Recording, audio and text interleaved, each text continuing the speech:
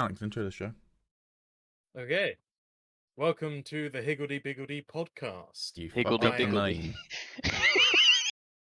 I'm rolling with it. That's it now. I've changed the name. Come on, man. We've done this like 3 times already. Alright, fuck it. Let's go again. Ready? Nope. Keeping this all in, baby. Well, fuck me. I look like an idiot, but okay. Welcome to the Higgledy Piggledy podcast. I am introing the show today. I am your boy Alex, joined with any one of you go. Pete first, I No, guess. I don't think I will. Joined by old Captain America and me, Peter. Old Captain America is played by... Hi, I'm Chris Evans. I've just taken a break out of my busy schedule to help these boys get some views, get some subs, like and subscribe. Cool. Okay, now what's your actual name? I'm Tommy. Okay, there we go. Nice to meet you, except Introduction for the done. long-time hardcore fans. Hey, you know me. Yeah, sure. I'll believe it when I see it. I'll see it when I believe it. What do we want to talk about first? Arcane or the Disney Plus stuff? Well, I think we've got a lot to go through with Disney, so if we bash Arcane out of the way now. Cool. Arcane episodes 4 to 6 were released. Yeah. We haven't talked about it yet, I don't think. I mean, Tommy and I had a very brief, you liked it? Cool. But Yeah. that was kind of the extent of it. So We gonna do same format as last time, non-spoilers first and then some spoilers? yeah, I think so. Cool. Alright. Yeah, I liked them. I personally don't think they were as good as the first 3. Really? I would agree with that. I think what that is though is it's not that they're bad by any means. They're pretty much on the same quality as the first 3. It's just that if you think of this as kind of like a trilogy, because it's like first act of 3 episodes, second act of 3 episodes, and then we're gonna get a third act of 3 episodes. Like with pretty much every single trilogy under the sun, the first part in the trilogy benefits from introducing you to the world and getting you captured in, and the third part of the trilogy has the benefit of everything that's been building up to it being kind of, ending and it coming to a culmination. And the middle part is the build up to the third part, and it doesn't have the benefit of introducing you to the world. So I think it's literally just that which has made it so it's not quite as good as the first act. But yeah, I think that's kind of what I was feeling as well. Like, there was some decent stuff in there, and they were still enjoyable to watch, but I wasn't as gripped because I was like, well, okay, they're now just kind of showing, like, where they are, and that's really all that kind of happens. Whereas the first 3 are, more or less where they're heading. yeah. But Yeah, overall, pretty good. I think as well, I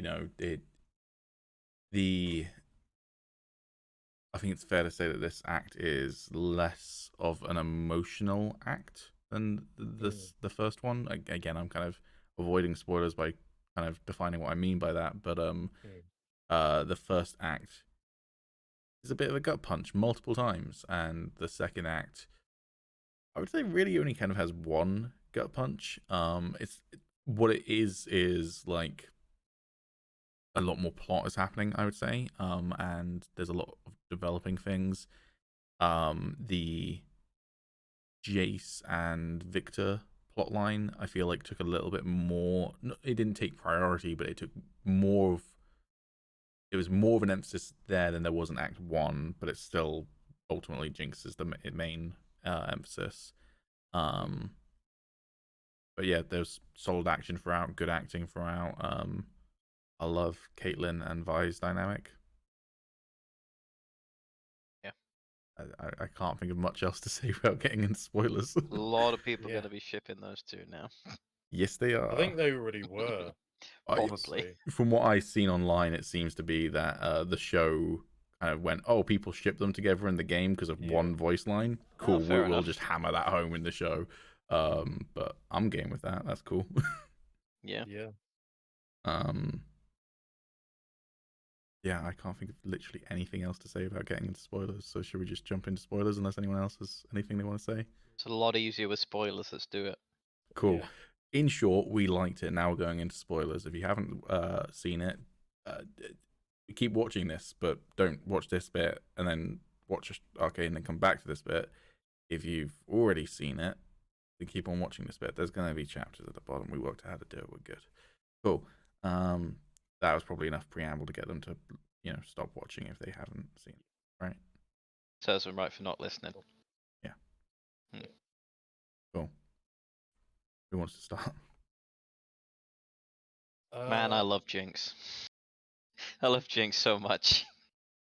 Yeah, I think the best part of these 3 episodes is just seeing what Jinx is like now and Yeah. the actual effects of like the mental breakdown that we saw her have in the first 3. And then the manipulation that Silco's put her through. Yeah, exactly. And I will say though, as much as he is absolutely a manipulative bastard, it does kind of seem like he actually does care about her as well. Like he's absolutely using her, but it does seem like in a weird, fucked up way, he does actually care about her. Yeah. well, I what imagine it's kind of age? like. Sorry, you go. I was just gonna say, what age is she meant to be now? Because I was thinking about it at the time, and I was like, she might have been with Silco longer than she was with Vanda at this point. I would guess probably in the range of 15 to 18. I would say she looks still in her teenage years, or just like has a more of a youthful disposition, but she could easily be 18.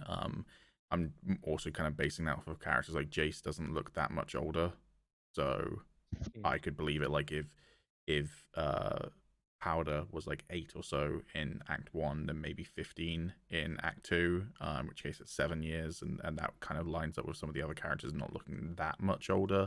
But either way, you're getting like close to a decade, so there's room for it to be, 18.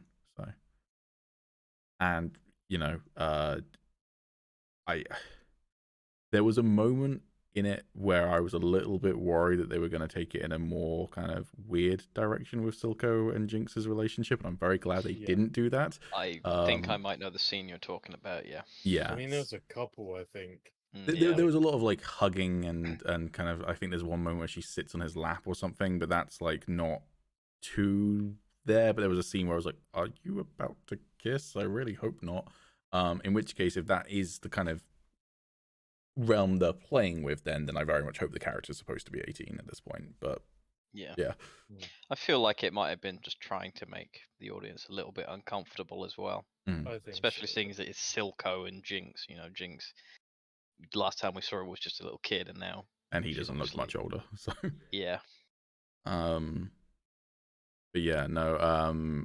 I think Silco could have very easily been a kind of one-dimensional, cool but one-dimensional mobster character, and the exploration of his relationship with Jinx, and as I said, that element of him seeming like as much as he is like emotionally manipulative and is using her for his own ends, he does also basically protect her from the other people in his organization, and kind of in his own fucked up way is trying to help her come to some catharsis by killing Powder and becoming Jinx in full.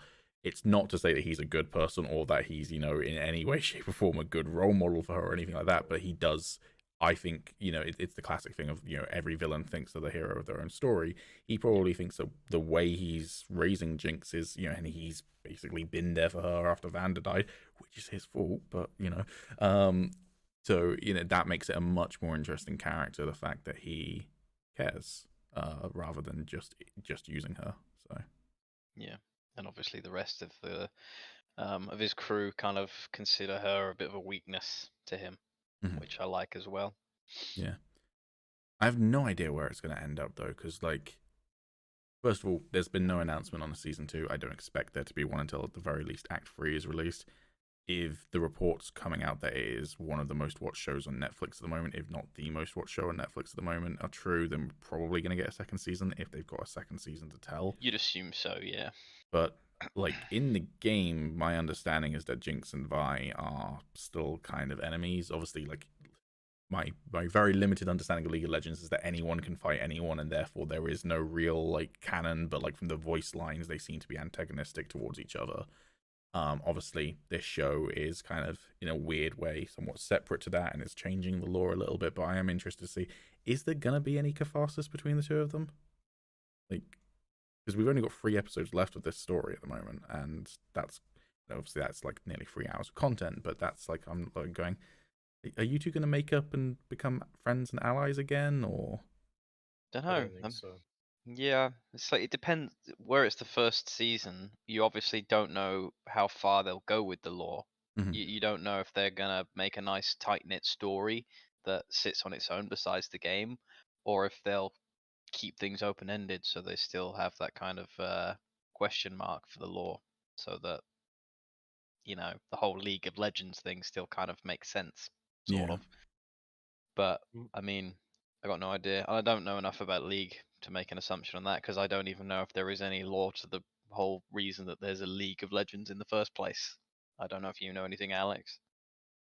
I don't know anything about like the connection between the two, but if I was to place my bets on whether it was gonna um end up being open-ended or a tight-knit story, my bet is on open-ended, because I know that Vi is an enforcer, and Jinx is still a criminal. Mhm. So, I mean, they may come to sort of like a We're on 2 different Batman and paths. Joker-esque type thing where Jinx just keeps going around causing havoc, and Vi always manages to get her in her grasp, but then just can't bring herself to, take her down or something. I could maybe see that happening. Or yeah, she could just take her down or something, or they could just not even worry about it. My assumption for how the show's probably like the season's probably going to end is that there's probably going to be another bad come out of the woodwork, and I don't necessarily I'm tentative to think that it's Silco. I think like Silco is an antagonist and he might get taken down, but he's not going to be the main threat in the final act. I Yeah. reckon just from where they're kind of going with it, it might be Singed because he's still in the background and we didn't see him at all in Act 2 other than during that flashback. But then Victor went to his lab at the end. So I reckon Singed might come back in. I know Singed is a character from League. And maybe Vi and Jinx have to team up to take Singed down. But in the process, they get separated and end up kind of, not having that cathartic moment. Or maybe they get that a little bit of a cathartic moment, but ultimately they're still on 2 completely different trajectories. But yeah, it's just interesting to think about, will it be a satisfying end if there isn't? Because so far the main plot of the show has been the relationship. If it ends with them not having any real moment of catharsis, because like I guess we kind of got that in episode 6 a little bit before it got kind of cut short. But like, Yeah. I wonder whether people are going to find that satisfying or not, particularly people who don't know League.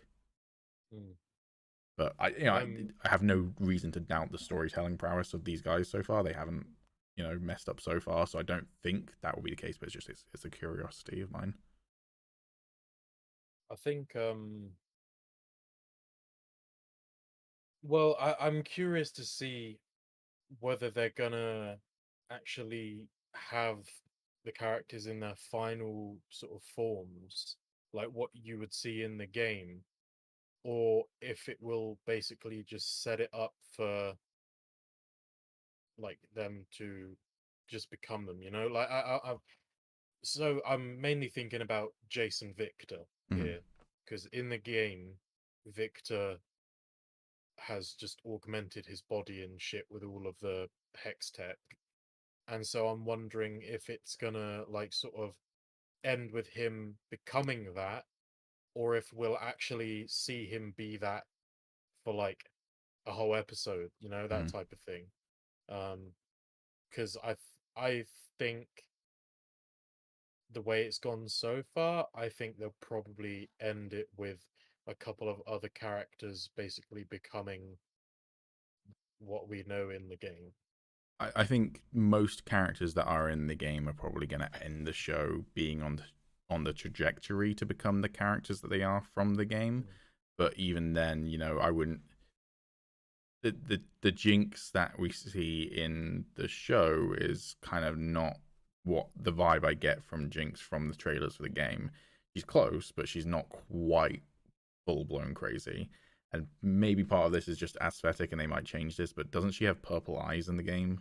And she doesn't have those yet in the show. So I'm like, when you get the purple eyes, which is probably going to be from the serum thing that Silco's got, when you get that, that's when you're like full blown Jinx, like completely batshit insane. Right now, there's like moments of clarity. We know from like the opening credits that Vi gets the gauntlets at some point, or the opening credits are lying, one of the two. So that she's probably going to get those in the final act, but again, maybe she like signs up to be an enforcer at the very end of the show or whatever. Um, Caitlyn's the sheriff, isn't she, of the enforcers? Yeah. Yeah. Well, So she will come it, I suppose. yeah. So the current sheriff's Marcus probably going to does. die, and then she's going to take over or something. But yeah, that's probably all going to kind of happen in the final episode, would be my guess. Ooh, I just did think of something. Uh, talking about like another baddie coming out the works. What about the what they called, like the fireflies or something? The Firelights, I think. firelights? Yeah. Firelights. Yeah, I I mean saw a theory they've about been that. playing a yeah, I mean they've been playing like a relatively big part in everyone's story, they're the ones sort of in the background doing all this stuff. We don't know anything about them. Vi got captured by them, so I can almost guarantee that the episode 7 we're going to find out about them like pretty much instantly and bring us up to speed on them. But I saw a theory on the comments to one of the songs from Arcane, which was about the firelights and kind of who they are, because they aren't in the game. And one of the Yeah. theories I saw is that the lead firelight, who is in the opening credits wearing the mask and like riding the hoverboard, might be God, what's his name? The white-haired boy who can Echo. echo. That's what I thought, but I'm not so sure. Is like the gear he's using is completely different to what Echo uses in the game, but it is tech based, and we haven't seen Echo at all during Act 2, and he had literally no one to bring him up. So maybe he became lead Firelight, and then because he's stopping Silco's kind of crime syndicate when we first see him in episode 5, episode 4 even. So maybe it's him trying to stop Silco from kind of taking over the city, and then finds a better way to do it, and also develop some hex tech along the way, maybe. But that might be like season 2 or whatever. Either way, I would be very surprised if we don't see Echo at all during the next act, because he was such a major part of Act 1. The only kind of major thing that I can think kind of goes against that theory is that Jinx doesn't look that different from Powder and is using a lot of the same sort of gadgetry that Powder tried to use. You'd think that if that is Echo, when he's fighting her on the airship, he'd recognize her and maybe have a bit more of a reaction than he did. Also, at the same time, you'd expect that he might already know about her, so Well, that yeah, would explain why he didn't. I Well, suppose, but then maybe he would, be more actively trying to stop her rather than just Silco. But well, Echo's a time traveler, so this is true. But that's through Hex Tech, right? Presumably. I think he made his own thing Okay. that lets him break time. Okay. But I don't know the ins and outs of how it works, so literally all I know is that he can time travel. So like whether this is him from like the future and he already knows what Jinx is like, and so he doesn't really have that reaction because he's like, well, I already know what she's like in the future, so I'm just trying to like prevent it, because I'm pretty sure I heard somewhere that like he just keeps going back in time trying to change things, but like he just can't. Like, it just always ends up the same way. So maybe that's what's happening. Maybe he's gone back trying to change it, but it's just not working. Yeah. I could also see potentially him being like the inventor for the Firelights, but not actually one of their agents. So like he's the one who created the hoverboards and whatever, but he doesn't actually do any of the operations. And like maybe he and Vi kind of meet up in Act 3. I think also, again, knowing very little about him as a character, I think what could be cool is if he's the one who builds Vi her gauntlets. But my guess is that it's instead Jace, because we kind of saw very similar looking gauntlets that Jace was using.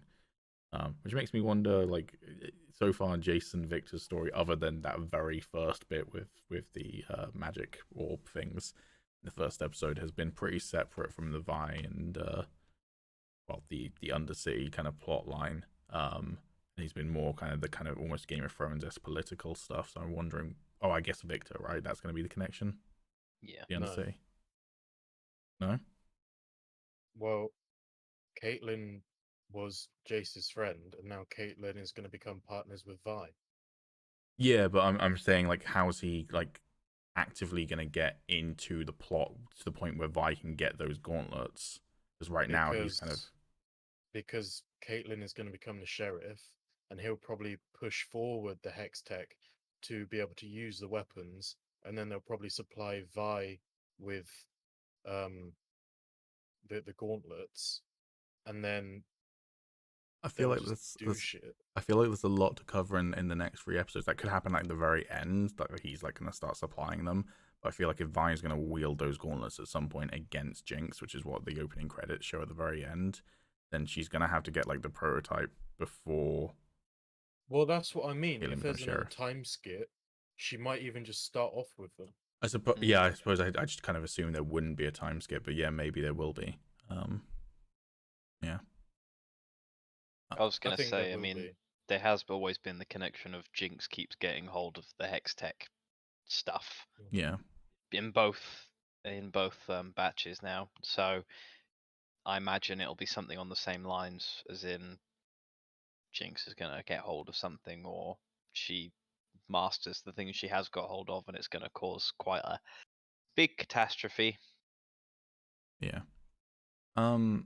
I was talking to Callum the other day. He unfortunately is not online, so he's not doing this podcast today, which is annoying because he loves League of Legends and he loves Arcane, and he would be the expert. Yeah, it'd be great to have him on the podcast to talk about it, but he's just not been available the 2 weeks that we've been talking about it. So hopefully we'll get him next week.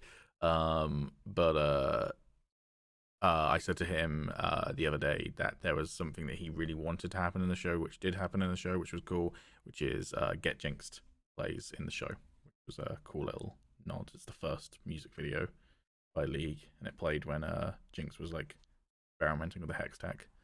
That was a cool little nod. A lot of banging music in this episode, including Imagine Dragons existing in the League world, which I loved that. Happened in the music video, but like in the actual context of the show was a little bit like, okay.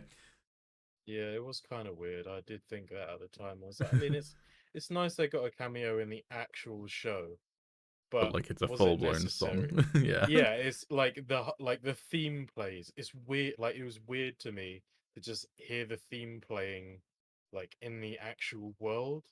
Like, and then that's like played right before Vi fights like Silco's right hand. I can't remember the name of. The song didn't play during the fight scene. Like, that's the perfect song to have during a fight scene, but like the fight scene was great without it, so they didn't need it. But yeah, that was a great fight scene. I really liked that.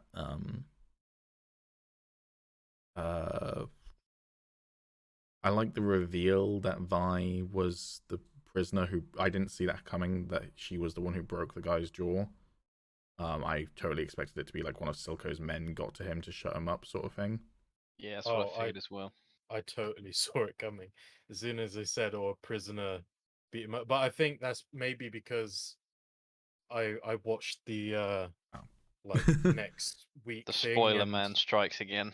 And yeah, and obviously, I mean, I knew she was going to jail anyway. But... See, I didn't predict that. Like, when Marcus grabbed her at the end of episode 3, I was like, oh, I guess like that's how she's going to become an enforcer, is he's going to like take her to the upper city, Piltover, and like set her on the straight path. And I was like, that's a bit of a weird character change because like she would never do that. From what we've seen in the Act One. But I guess if you do enough of a time skip and explain it well enough, then it could make sense. And then no, she was a prisoner, and I went, oh, that makes more sense. But yeah, just Yeah. didn't see it coming.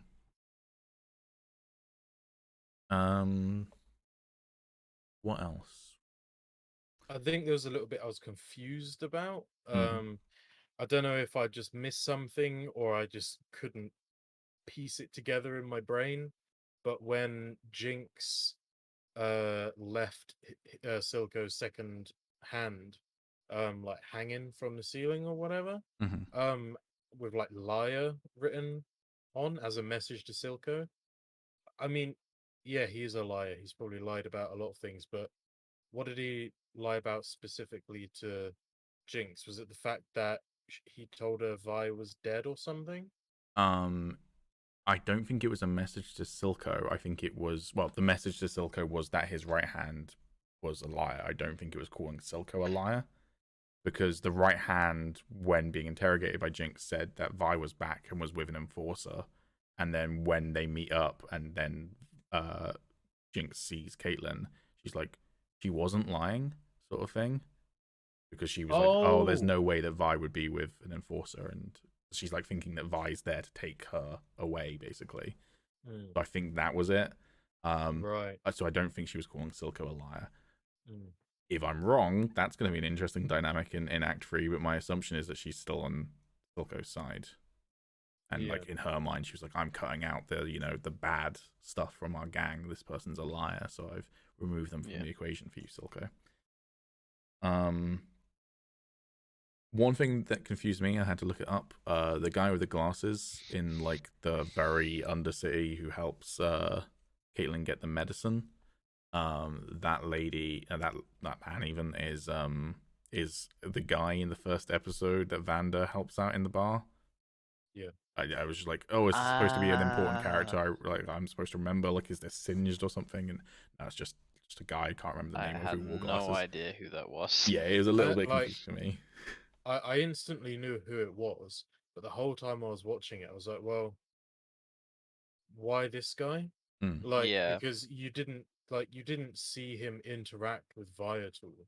yeah, And like the whole thing was, oh, oh, I know Vi, tell her I'm sorry about everything. I mean, like, yeah. you didn't really, like, we didn't see that connection with her. Mm, Like, I could understand if it was like Vanda that was in trouble, and or maybe if he had some hand in, like, all of that happening, but we didn't see that. mm. So, like, I have no reason to believe that he did. So why is it just this character? Maybe I it'll be mean, revealed in Act 3, but I think it was more just to, again, kind of put the audience on edge and kind of not trust him because he seemed like the non trustworthy type. And yeah. another thing it could be, I guess, is to show the difference in like what's happened since, because Mm, obviously when you first see him, obviously he's being protected by Vanda. He's getting paid the right amount of money because Vanda is there to help him and protect him. Um, cut to now Silco. He's a drug addict with tumors growing all over his head, living in like a pit, yeah. basically. The slums of the Um, slums. yeah, so I guess it kind of works as like this is a character that you saw that was thriving under Vanda's rule and is now just in the shit because Particularly, of Silco. particularly because, is it Zorn? Is that the name of the Undercity? Yeah.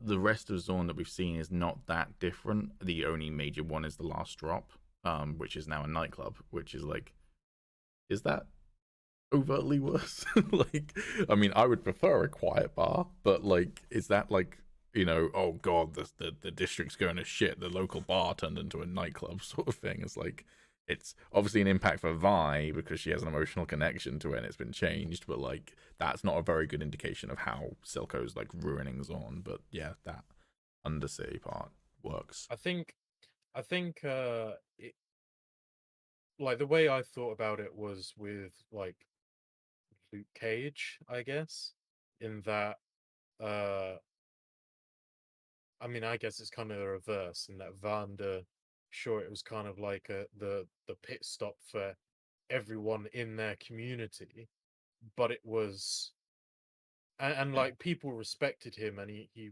ruled it, pretty close fisted. If anyone caused trouble, they'd have him to answer to. And the rest of the bar, because you don't threaten the guy who pours the drinks. Yeah, exactly. So, it's kind of like, yeah, it's still a bit rough and tumble, some stuff happens in there, but under Silco's rule, it is just like pure gangster, basically. It's like There's no just stuff safe and do haven. whatever. Yeah, it's not really a safe haven. Like, you just go in there, you do a shit ton of drugs, have a punch up. It like it seems like he doesn't have the grasp on it that Vanda did.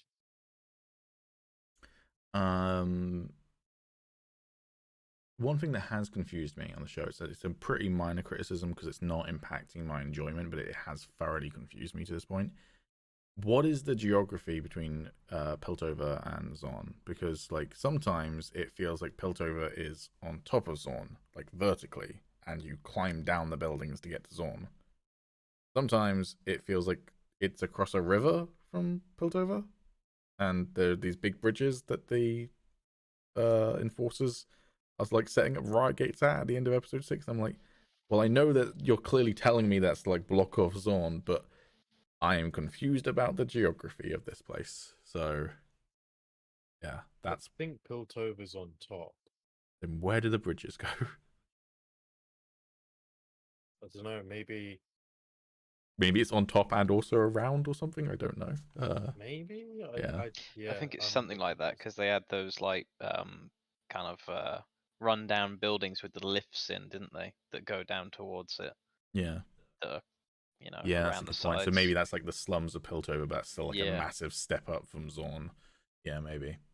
But as I said, it's not taking my enjoyment away from the show. But I would love to see a map of it just to kind of wrap my head around it a little bit more. But yeah, whatever.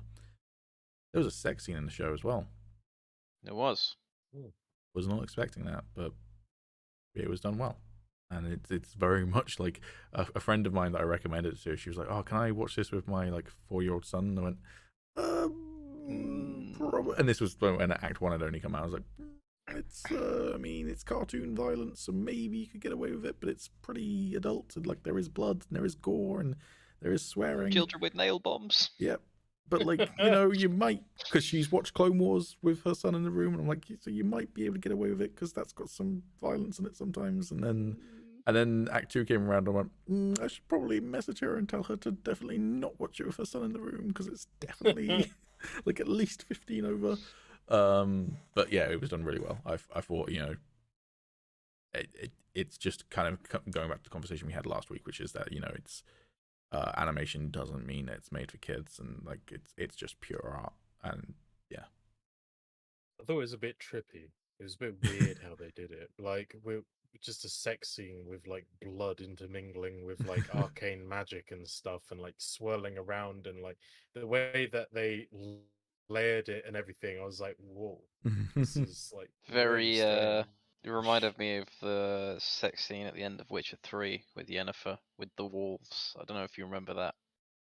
With the wolves. With the wolves. When I word it like that. I have no idea what you're talking about. I remember having sex So- on top of a stuffed unicorn with her. That happened as well, yeah. It's when you are back at Kaer Morhen. I probably said that wrong. I don't know. It's been a while. I think that was alright, Cameron. Kaer Morhen sounds right. And before the assault, and you go up to Yennefer and you can sleep with her. And you do it on a carpet, which I think is it's either a bear rug or it's a wolf rug. Probably a wolf rug with Cameron. Probably. And then while that's happening, suddenly the camera starts panning to wolves running around and howling, and it's really weird. I have no memory of that. Maybe I didn't have sex with her in Cameron. Don't know, but yeah. Okay. When on a slightly different topic, I keep on wanting to go back and playing Witcher 3, not for a sex scene featuring cutting to walls, but just because Witcher 3 is such a great game. But then I look at my playtime for my first ever playthrough, which was like 220 hours, and I'm like, Yeah, it's a commitment. do I have If you want to do 220 it hours right. to do it for another playthrough of a game that I know I love, but there's so many other games to play, but I would love to go back and play it again. But yeah, maybe one day. See, I was going to talk about the Witcher books for my content I've consumed in the last week and would recommend, or maybe not, or Should we do that something. now, since you're bringing it up now, and I feel like we kind of fizzled out with Arcane? Yeah, All yeah, right. let's do it now. Let's get it over Things and that done with. media in the week recommend That we consumed. that we can. Every time, I don't know if you've watched it, I animate the fucking title and I do it word for Yeah. word what we say, and it's such a pain. So every Yeah. time I make it more complicated, it's just. Anyways, yeah. Okay, so I've been reading the Witcher books. I'm not that far in. I finished The Last Wish a couple days ago, and I'm like probably round about halfway through the Sword of Destiny. For those of you that don't know, um, if you like, I'm using Audible to listen to them just because I can't be fucked to read, basically. Please Um, sponsor us. yeah, sponsor us, Genuinely, because I Audible. had to pay for the Sandman recently. Like I haven't listened to it quickly enough, and its free version became a paid version. So, well, an Audible um, credit version, but yeah. Anyways, uh, yeah, can't be fucked to read that, and also I can listen to it when I'm doing stuff at work. Um, but on there, if you look at book one and book two, you'll find that it's that like book one is Blood of the Elves or something like that. Yeah. And I bought it thinking, oh, this is book one. Started listening to it, had no fucking idea what was happening. Looked it up, realized that actually a couple of the anthologies that were released later on are actually a precursor to the other books. And they're basically just like a couple of collections of short stories that give you much needed background on like the world and pretty much all of the characters that go forth into the books. So I had to buy those two, and the first one is The Last Wish, and the second one is Sword of Destiny. So I'm halfway through Sword of Destiny, and I fucking love them. Like they are so good. I went in thinking that it was going to be really hard to read, and I just wasn't going to be able to get into it whatsoever. I say hard to read, hard to listen to. You know, I thought it was going to be all the sort of like Tolkien language where I was like, you know, having to rewind and be like, what does that even mean? You know? 9 pages of describing Bag End to then proceed and never visit Bag End again for the rest of the series. Yeah. I love Tolkien's stories. I hate his writing style. It's anyways. Yeah, and it wasn't like that at all. Also, the guy reading the books is really good. Like he manages to do a different voice for pretty much every single character, makes them recognizable. Um, Obviously, hearing Geralt from the game, I say game because I've only played a little bit of The Witcher 3. I wasn't really that into it. But So you're I'm gonna go. probably gonna go back Yeah, and I was play. gonna say. Uh, um, Especially now that I know some of the characters, so I feel like I get something more out of it. Um, but yeah, like it's really good. The guy reading it's really good. Everything about it is really good. However, the only thing with reading the books is now I'm nowhere near as excited for the second season of the show because I realized just how much they fucked it and how much they just shat all over the characters. It They is made nice to not be alone in that opinion anymore. like like I season one of The Witch has been out long enough now, I think. So 2019, I basically, think. So yeah, like basically they made pretty much every single character in it an asshole. Um, they shat on some more than others. The primary two being Dandelion and Geralt, and their whole relationship pretty much. Like they completely changed that. They made uh Dandelion just this sort of like common dolt who isn't particularly good at, singing or poetry. I don't know. And What's according to your witch is a fucking banger. it is a fucking banger, I agree. But in the actual show, Yeah, he's always getting like stuff for taken the him. piss out of. Yeah, Yeah. Which in the books, he is famous. People know who he is. He gets invited to be at like a king's side to basically report on stories and everything. Like, people know who he is, and his singing is good. He might not always have jobs available to him, or he might not get a lot of money from it, but people do request his presence and are happy with it. Um, and also he actually has a pretty dry and funny wit about him, and he's not just this annoying idiot like he is in the show. I mean, personally, I liked him in the show simply because he was comic relief, and when every other person in the show is just a major douchebag, you need that.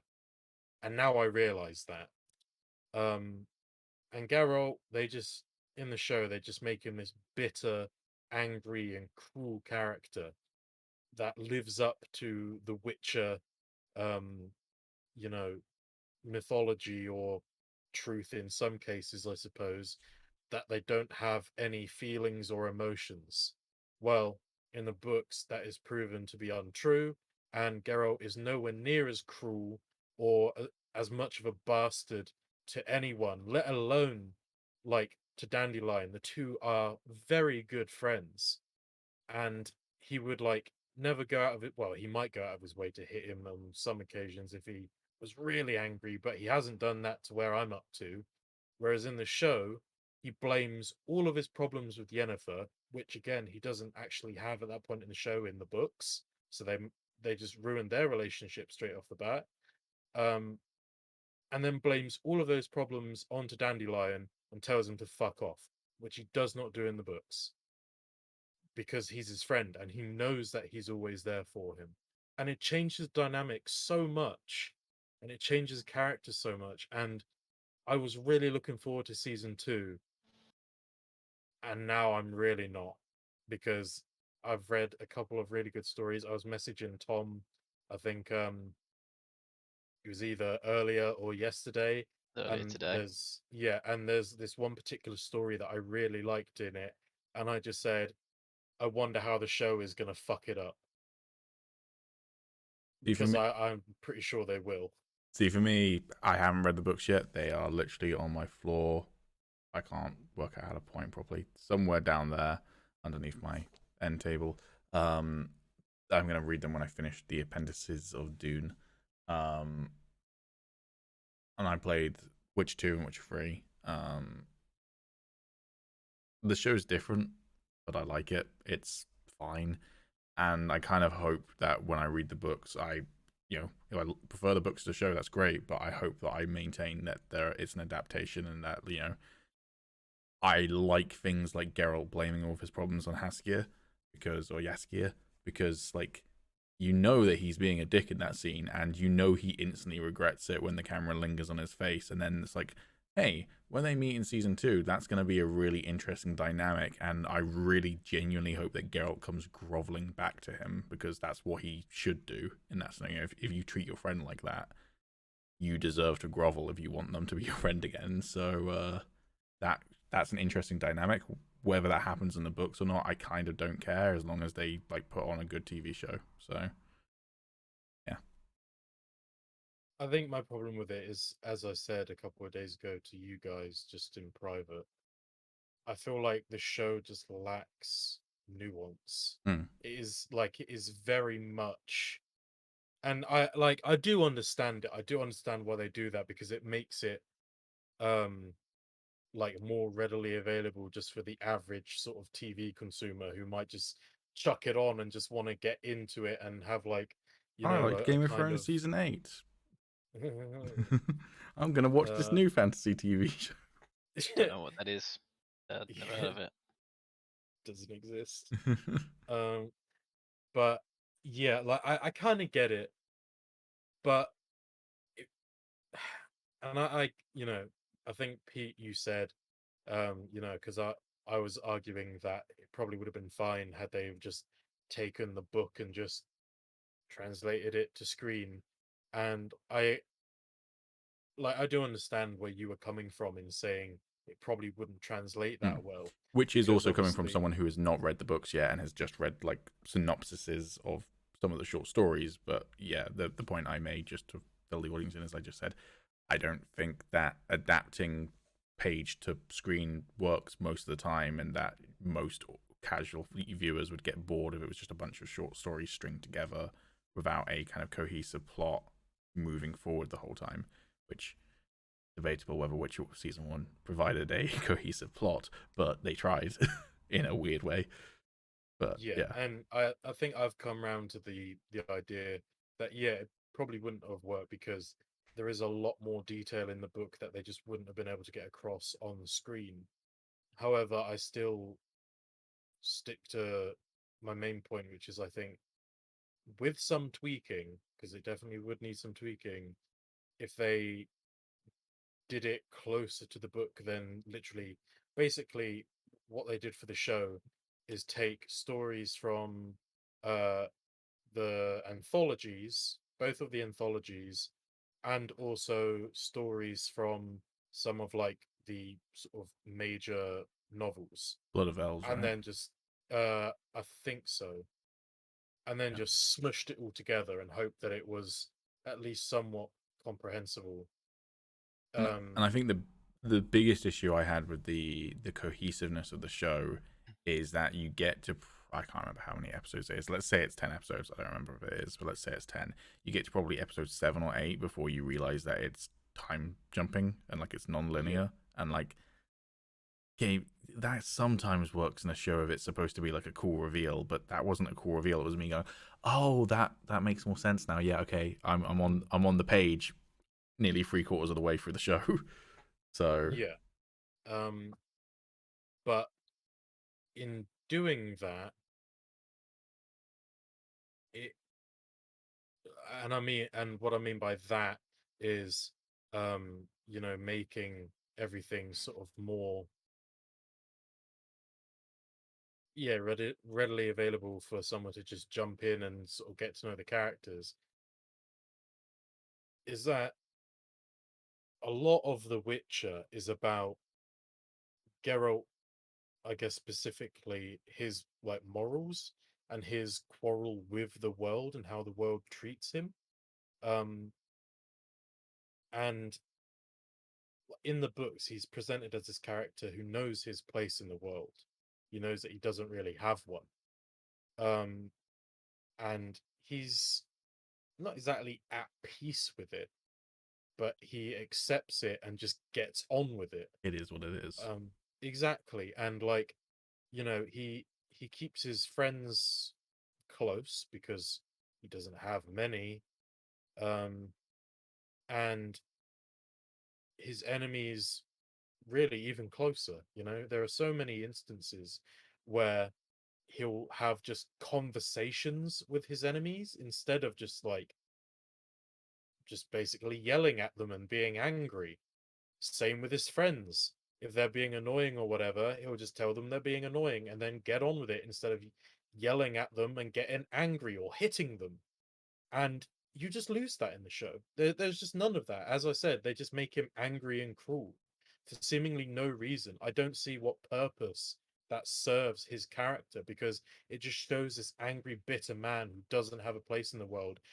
And like, looking back at the show, I'm not even rooting for him, really, because he's just an asshole. The assumption I'm making with the show is they're probably going to make Siri be his like humanizing factor, because the vibe I get from the show compared to the games is that in the show, the all of the stories about witches having no emotions and all of that is complete bullshit, but Geralt pretends that it's not bullshit as a like defensive mechanism, and so he keeps everyone at arm's length and pretends that he doesn't feel emotions and that he's just a bitter old bastard, because that's easier than kind of facing the truth, I guess.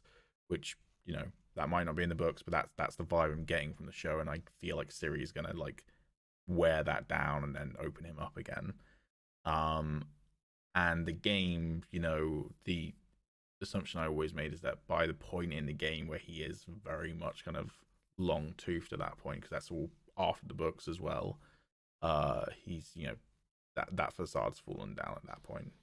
He's not that person anymore, which, okay, having not read the books, maybe it never was that person, but that's the vibe I've got from experiencing 2 and 3 and then the show. But also, speaking about talking your enemies down, Tommy, do you remember the guy who keeps on challenging you to a duel in Witcher 3? Vaguely. Did you ever fight him, or did you just always just talk him down? I think I always spoke him down. Yeah, you basically just get to keep on like going. You don't want. I will kill you if you like try and fight me in a duel. Why are you doing this? And like every single time you come past this one bit of road, he'll challenge you to a duel, and it's like a new voice line. It's like, just come on, no. But yeah, I would highly recommend the Witcher books, and I do plan on going back and playing the Witcher 3 at least. Yeah, I would. Never go. Witcher 2 is alright, but it's just that it's alright. Witcher 3 is superb, and I've never played Witcher 1. Speak to its strengths or weaknesses, but yeah, Witcher 3 is one of my favorite games. Having only played it, took me 200 hours to beat. That was a very, very, very long content yeah. we have consumed. It's gonna have to be its own little chapter bit. One last thing I'll say as well, just off the back of that though, is that as much as Witcher 3's first playthrough took around about 200 hours for me, and I don't know how long it took for you, Tommy, that's not because it's just like filler content like so many open world games are. Literally every single thing that I did in that game I wanted to do. I felt like there was a purpose for it.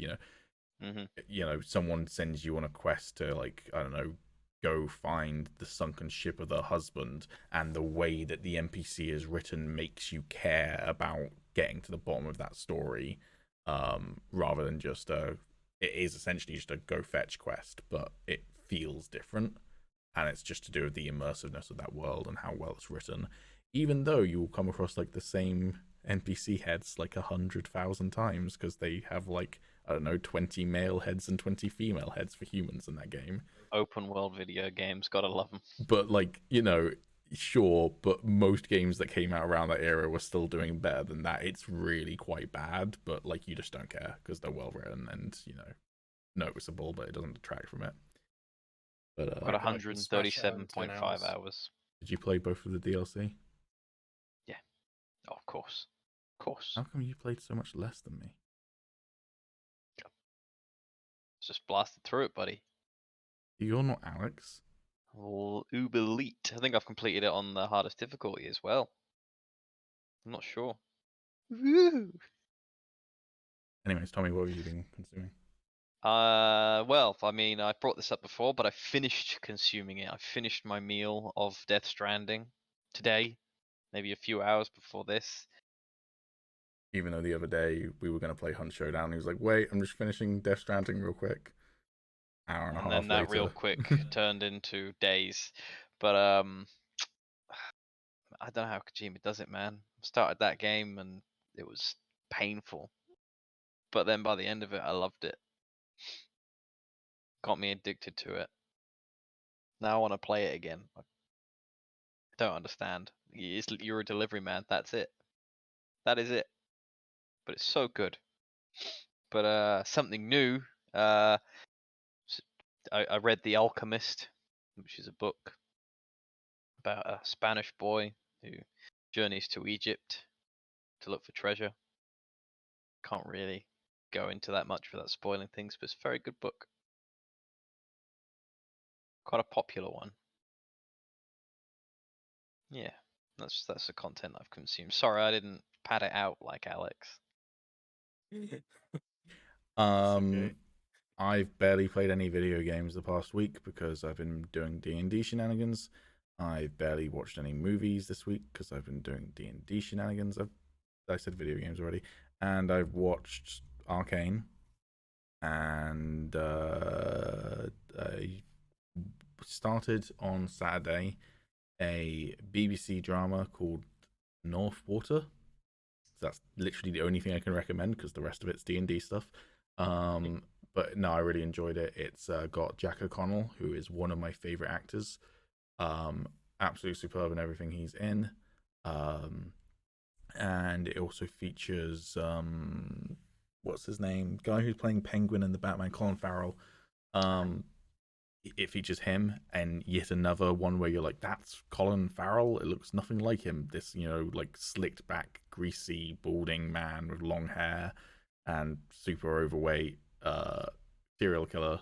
Well, I guess is he a serial killer? I've only watched the first episode. He kills a lot of he kills one person and then clubs a bunch of seals to death. But yeah, it's a show about whaling and sealing, so it's okay. part of the context. But it's I was a gonna say bit strange that he just randomly goes up to seals and just clubs them to death. But yeah, so far I think it's a 6-episode miniseries that the BBC made. It's like set in like the 1800s, I think, or maybe the early 1900s. And yeah, it's about a whaling expedition in the North Sea, and yeah, good so far. But I've only seen 1 episode, so watching that with me, ma'am. I think she's enjoying it more than Mr. Robot, which was the last show we watched, and I'm not sure she fully got that because it's all about hacking. Yeah, that's my one piece of recommended media, and D&D. I'd recommend D&D. D&D is good. I would recommend a currently unnamed D&D campaign that will be on this channel at some point. It will be on this channel on December 1st. There you go. There's your deadline, Alex. I've declared it to the world. All right. Oh, shit. blimey. I better get to work. Yeah. But yeah, D&D Beyond, please sponsor us. Or Wizards of the Coast. Yeah, just give us some free shit, Yeah. All right. Disney Plus Day. Disney Plus Day. Here we go. First of all, let's just rattle off a bunch of them. So they'd already announced it, but new logo for Secret Invasion, an original series coming soon to Disney Plus. Thoughts on Secret Invasion? Looking forward to it. Yeah, I've been hinting at that for ever since Endgame, end of Endgame, maybe Captain Marvel. Really, I suppose you could say that they've kind of been hinting at it. I would say they were very overtly hinting at it in Captain Marvel, considering many people thought that movie was going to be a Secret Invasion movie from the trailers. Did they? I didn't know that. I didn't watch the trailers, to be honest. You see Skrulls, you think Secret Invasion. Yeah. It's going to be interesting because so far the Skrulls have been good guys, which is not how they're usually presented in the comics. So, it'll be interesting to see, or is it going to be like an evil Skrull faction? How is it going to factor into the larger MCU? I believe that Samuel L. Jackson is returning as Nick Fury. I think I've heard that somewhere. Looks that way. It showed him in the trailer. Oh, there was an actual trailer, was there? He's the main character. Oh shit! I haven't seen any trailer for it. Fair enough. I'm pretty sure. I'm pretty sure the 2 main characters are him and Talos. Oh shit! Fair enough. Which is Ben Mendelsohn, I think his name is. Whoever the bloody Skrull is that was playing the guy from Rogue One, as well. Who I like, yeah. That one looks alright. Then we got this one was people had theorized, but it's interesting to see. Marvel Zombies. Not really that bothered about it. An animated original from Marvel Studios coming soon to Disney Plus, and no release date. No word on whether it's a continuation of the Marvel Zombies we saw in What If, and whether it will be the same animation style or anything like that, or whether it's going to be more like Marvel Zombies from the comics. My bet would be on it's probably a continuation because although there's probably going to be a few spoilers in here for What If, so an old show at this point. Warning. Yeah. yeah, although we get to see all the zombies being dumped on Ultron and obviously Scarlet Witch, we didn't see any of like the protagonists of that story in when they will cross over. So I feel like they probably are just saving that for the actual show. Yeah. At the same time, I suppose the flip side of that is that it might kind of lock them up if they ever wanted to revisit it in What If. But what I could see is that What If Season 2 has already been confirmed. We'll get to that in a moment. That's probably going to come out quicker, I would guess. And in which case they might kind of do another Marvel Zombies episode in What If Season 2, which then leads directly into the show. And maybe kind of reestablishes the status quo a bit. But yeah, I'm assuming probably the same animation style. And yeah, probably a continuation of it would be my guess, which I'm okay with. I think the Marvel Zombies episode of What If was fine. It wasn't my favorite, but it wasn't my least favorite. So, yeah.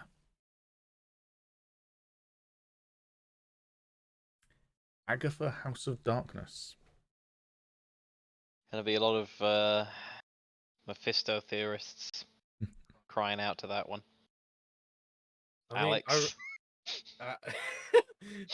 yeah, We all fear. yeah. I personally really enjoyed her character. I thought she was really good. Not sure if I would ever be like, yeah, she needs her own show, but like, I'll watch it.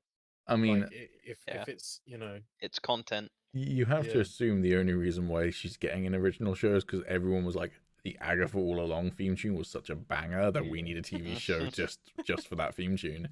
And they better make that the fucking theme tune to that show. I'm curious to see what it's gonna be. Again, there's like very little news on it other than the announcement. As to whether it's gonna be a prequel about like her after she like kills the rest of her coven and like to the present day, or whether it's going to be a sequel to WandaVision, which would probably be my guess. But obviously she's under Wanda's spell at the end of WandaVision, so Mephisto could arrive and offer her a deal.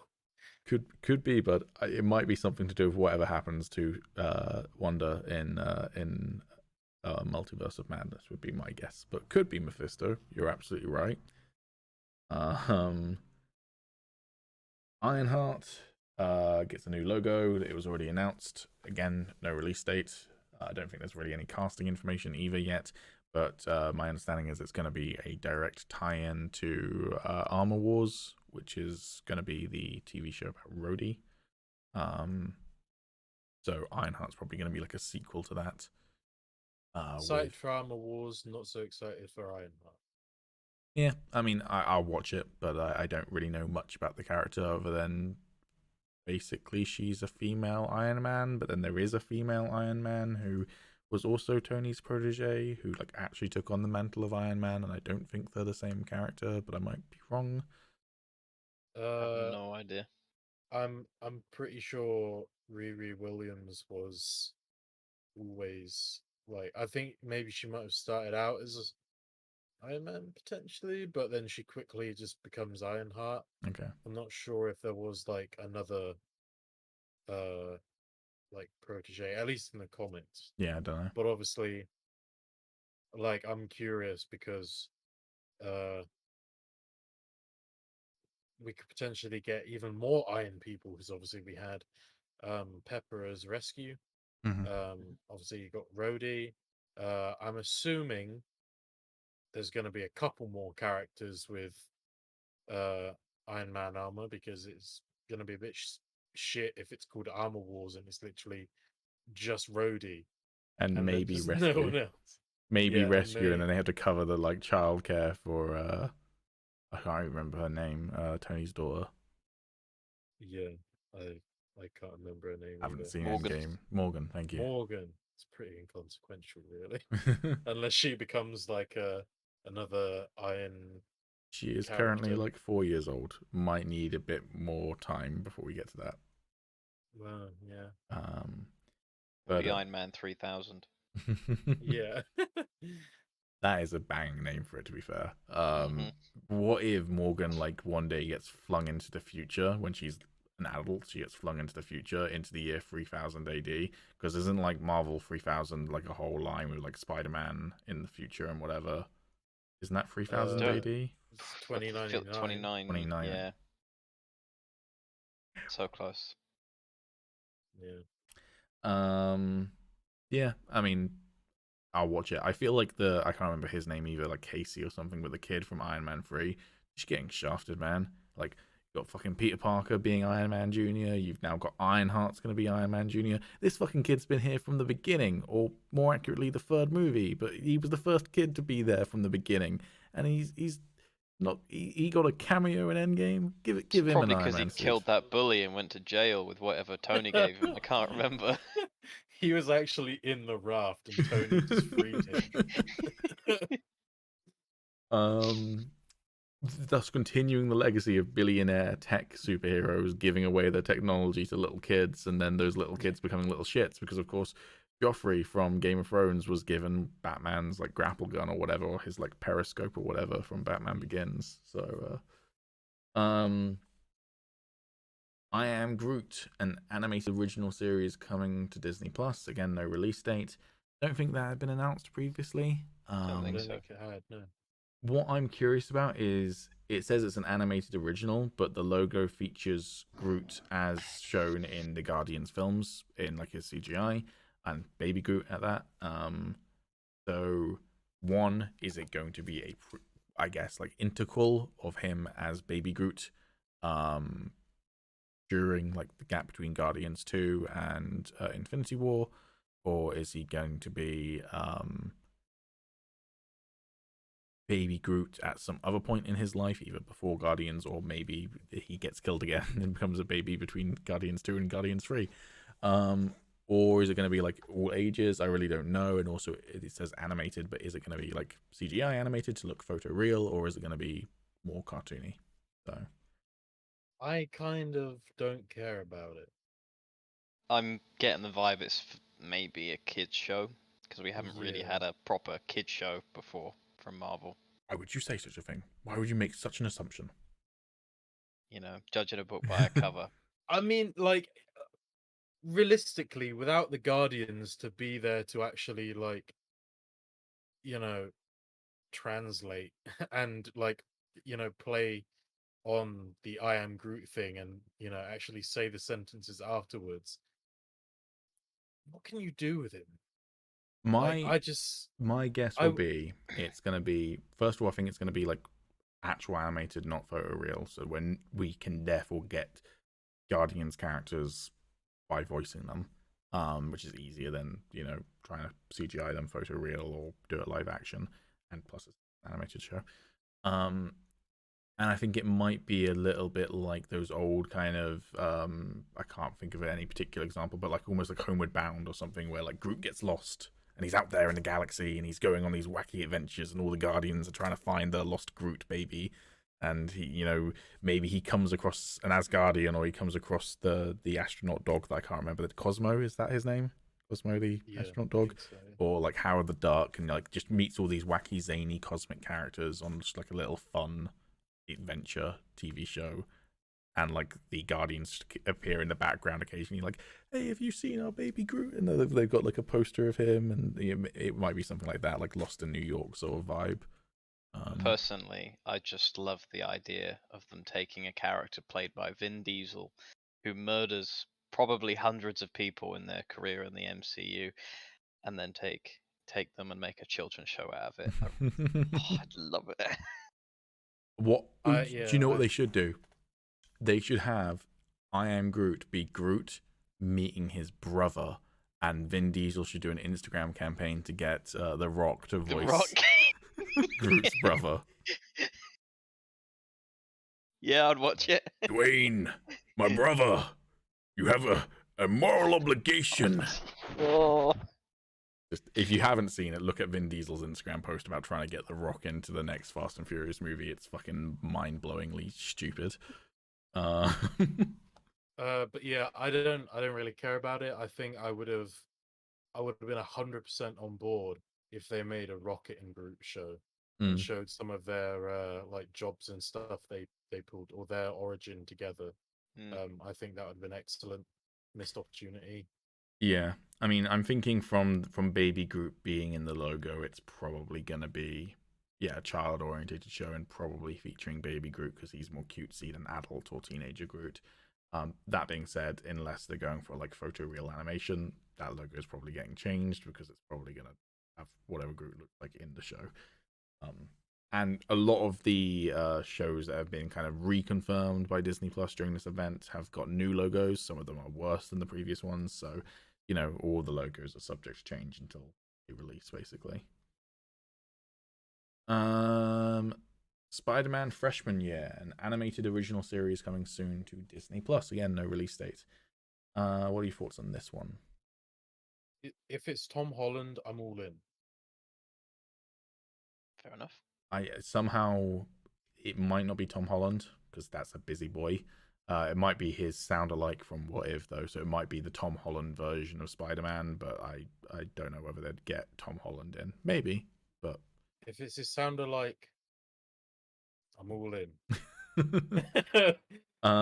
We tried to work out we're British and therefore the American education system and the years makes no sense to us. Freshman year would have been like years ago for Tom Holland's Spider-Man. So if it is him, it's probably a prequel show, which could be interesting to show like how it would be really funny actually if this is the show where we finally establish how Uncle Ben died in the MCU and it's in an animated form. But yeah, it could be like him first, but first learning to become Spider-Man, which is an okay concept, but at the same time, we've seen it enough times.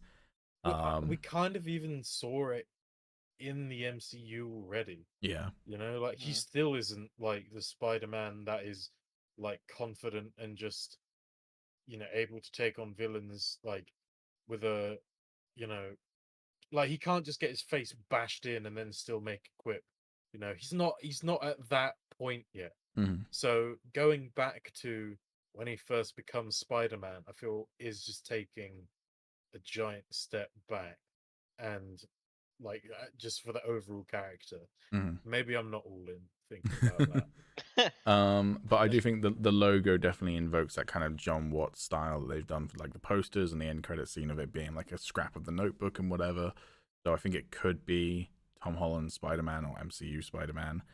That being said, if it's not, if it's just a Disney Plus original animated series about Spider-Man, hey, if you throw that Disney Plus money at it, I'm in.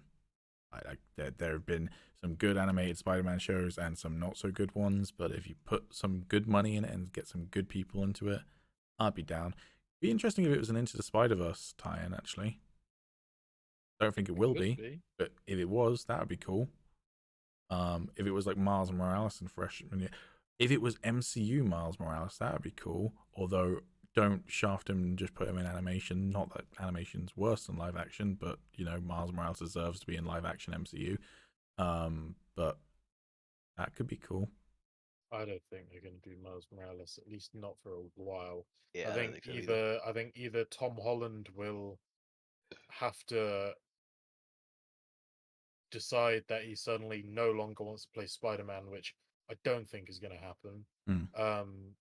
Or he'll go for a few years and then they introduce like a very young Miles Morales because there's no way they'd introduce Peter Parker at this age and then bring in Miles. But I have an idea of how to get Miles Morales in now. We bash in Tom Holland's shins and knees so he can't do all the acrobatics anymore. And then they would have to write it into the plot of one of the Spider-Man movies that he breaks his legs and he can't do the Spider-Man anymore. But then Miles Morales shows up and saves the day. There we go, sorted. Well, we're not getting sponsored by anyone now. Yeah. Hey, whoa. We might get sponsored by someone, just not Tom Holland. Tom Holland, watching this. Tom love Holland. you. Yeah, come on our podcast. Yeah, we've got nothing against you. We think you're great. To be confirmed with Nathan Drake, but Spider-Man. We might get sponsored by DC actually if you keep saying things like that. Yeah, we look. here we go, DC. What if we just go all Joker on Tom Holland for you? Then maybe some of your movies might sell well if they're golden. What do you get if you make a brilliant film franchise and you don't get Tom Holland on the Higgledy Piggledy podcast? You get what you fucking deserve. There we go. Very fucking true. That was good. I like that. Full disclosure, all of that was a bit. Yeah, shit, you dragged me in on that note. Just leave us alone, Mr. FBI man. And all of Tom Holland's fangirls. We like him too. Marvel Studios' Echo, an original series coming soon to Disney Plus. I have thoughts about this show. So I want to hear your thoughts first. I don't know about you, Tom, but I really don't know like anything about the character other than the fact that I think she dated Daredevil. And that potentially Daredevil is gonna come back in the show. Please. Yeah, that's the assumption I had. But, you know. Echo was introduced in the Daredevil comics. I'm not enough of a nerd to know which issue it was or even what run it was, but she was introduced in the Daredevil comics. She is a death kind of vigilante assassin sort of character. She is introduced as the adopted daughter of Wilson Fisk, if memory is serving, and separate to her being sent by Kingpin to kill Daredevil, as happens in like so many superhero stories. When someone is sent to kill a superhero, the alter ego falls in love with the superhero's alter ego and they start dating, and then it's, oh no, we're trying to kill each other, oh dear. And then they work it out, and then Bullseye comes along. I think she's one of the few to have not been killed by Bullseye. Right, okay. But yeah, she's of Native American descent, and so that's cool. I might be misspeaking actually. I might just quickly Google. I think I read somewhere that the actor who is going to be playing her is has a prosthetic limb, which is interesting just because that's not in the show or in the comics even. So look, see. Oh, and also she's going to debut in Hawkeye. It's already been confirmed. Cool. Second season of What If was confirmed. I guess that was already confirmed. No release date, no like media to it. But hey, the one thing we do know is there's going to be a Gamora and Tony episode because that was cut from season 1. And kind of was like the end of it again. Essentially, was shown in the final episode of What If season 1, but basically they didn't get to finish it due to COVID. So that's going to be in season 2. But beyond that, we don't really know what they're doing with season 2. I hope more Thor, more party Thor. Yeah. Do you think there's just going to be like a bunch of sequels to what we've seen in season 1, or do you think it's going to be a lot of new? I hope it'll be more new things. Although, it's been confirmed that the Gamora that we saw in the last season, her story is going to be in season 2. Yeah. So part of me is like, I mean, they might just carry it over and just be like, we can get this in the first one, so here it is now. Mm-hmm. And then everything else is completely separate. But part of me is also like, I feel like they just wouldn't stick it in there if it's not going to have at least any sort of relevance to the rest of the episodes. But at the same time, if they've already mostly made it, then might as well release it, sort of thing. I suppose. I reckon Captain Carter is probably going to get a direct sequel because of how that ended with season 1's finale. And as much as I didn't really rate the Captain Carter episode, although I do think it was intentionally a softball to introduce people to the concept of the show, you know, the fan response to her as a character has been extremely positive. So yeah, I loved her. Yeah, I think she was probably one of, like, aside from Party Thor, she was probably my next favorite character to come out of it. Yeah. No, I think that's fair. Other than that, I mean, probably a Marvel Zombies thing, as I said, maybe tying into actual Marvel Zombies as a TV show. But other than that, I can't really think of many that I would need a sequel to or particularly want one to. Um, I I mean, I don't see it happening for obvious reasons, but I would have loved to have seen more um, Black Panther Star Lord. mm, But you know, I wouldn't blame them for not wanting to go near that anymore and leaving it as it is. yeah, no, I think you're probably right there. Um, I mean, theoretically, I suppose they could expand on the other characters that are in that episode. So, like, Nice Thanos and that version of Yeah, Nebula and of Yondu and everything. But and of course the way they left it with um, Peter and his dad. right, yeah, sure. But yeah, I'd imagine T'Challa's probably not going to show up in it. No. I'm still really curious to see what Wakanda Forever is going to look like because well, first of all, apparently it's production hell due to I can't remember what her first name is. It's like Letitia Wright or Lolita Wright or something like that. I can't actually remember her I think name. it's Letitia Wright. Okay. Um, yeah, apparently she's being a pain with vaccinations and stuff. Right. So that's that kind of sucks. But you know, whatever that movie is going to be interesting because that's like a legacy. And sounds things. It's like a movie that's supposed to be like the legacy of Black Panther. But you know, it's always a bit of a weird, awkward thing when you're addressing the real death of an actor in your fictional universe. It's like Yeah. that's gonna have to tread on that carefully. But yeah, Especially in, it's a pretty important movie.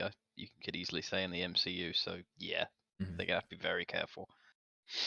I personally just like all my bias towards the first film aside. I personally just don't think they should have bothered with the second one. Um, because I feel like they've already done quite a lot with Wakanda already, and as we said, for obvious reasons, they can't do anything really with T'Challa. Um, and I feel like it's just a bit. I don't know how they're gonna go from having built up Black Panther as the true king of Wakanda to either him dying or going off somewhere. Like it doesn't make sense in my brain to continue without him. Um yeah. and yeah,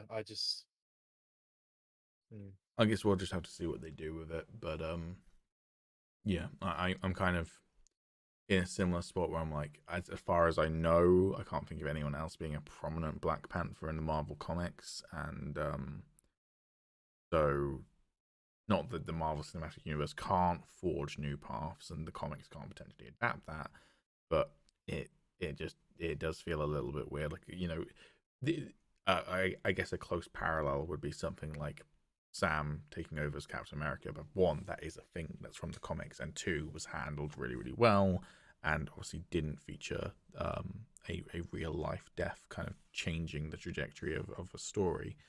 Um, if they handle it with a similar level of care, then I'm all game for a new Black Panther, but it might be a bit weird because, as I say, I can't think of anyone else prominently being him in the comics other than T'Challa. But I'm sure there have been because comics. But Miss Marvel, an original series coming summer 2022. I'm actually I'm quite looking excited. forward to that one. Yeah. Yeah, I think it kind of comes back to what we were saying ages ago. I don't think we were saying on the podcast, but we were saying ages ago that it feels like they maybe are going for a Young Avengers vibe. I feel like she could be a really cool dynamic to that. She's also going to be appearing in The Marvels, I think, which is the sequel to Captain Marvel. So, yeah, I'm cool with it. Bit younger than I expected them to start Miss Marvel's story. I guess I'm just kind of biased from the video game that I haven't played, but I've seen like the first couple of hours of Avengers, and like that that worked really, really well. So I don't know how old the actress of Miss Marvel is, but she's like, I think under 16. So I'm I like, think that's pretty much what she is in the Avengers game as well.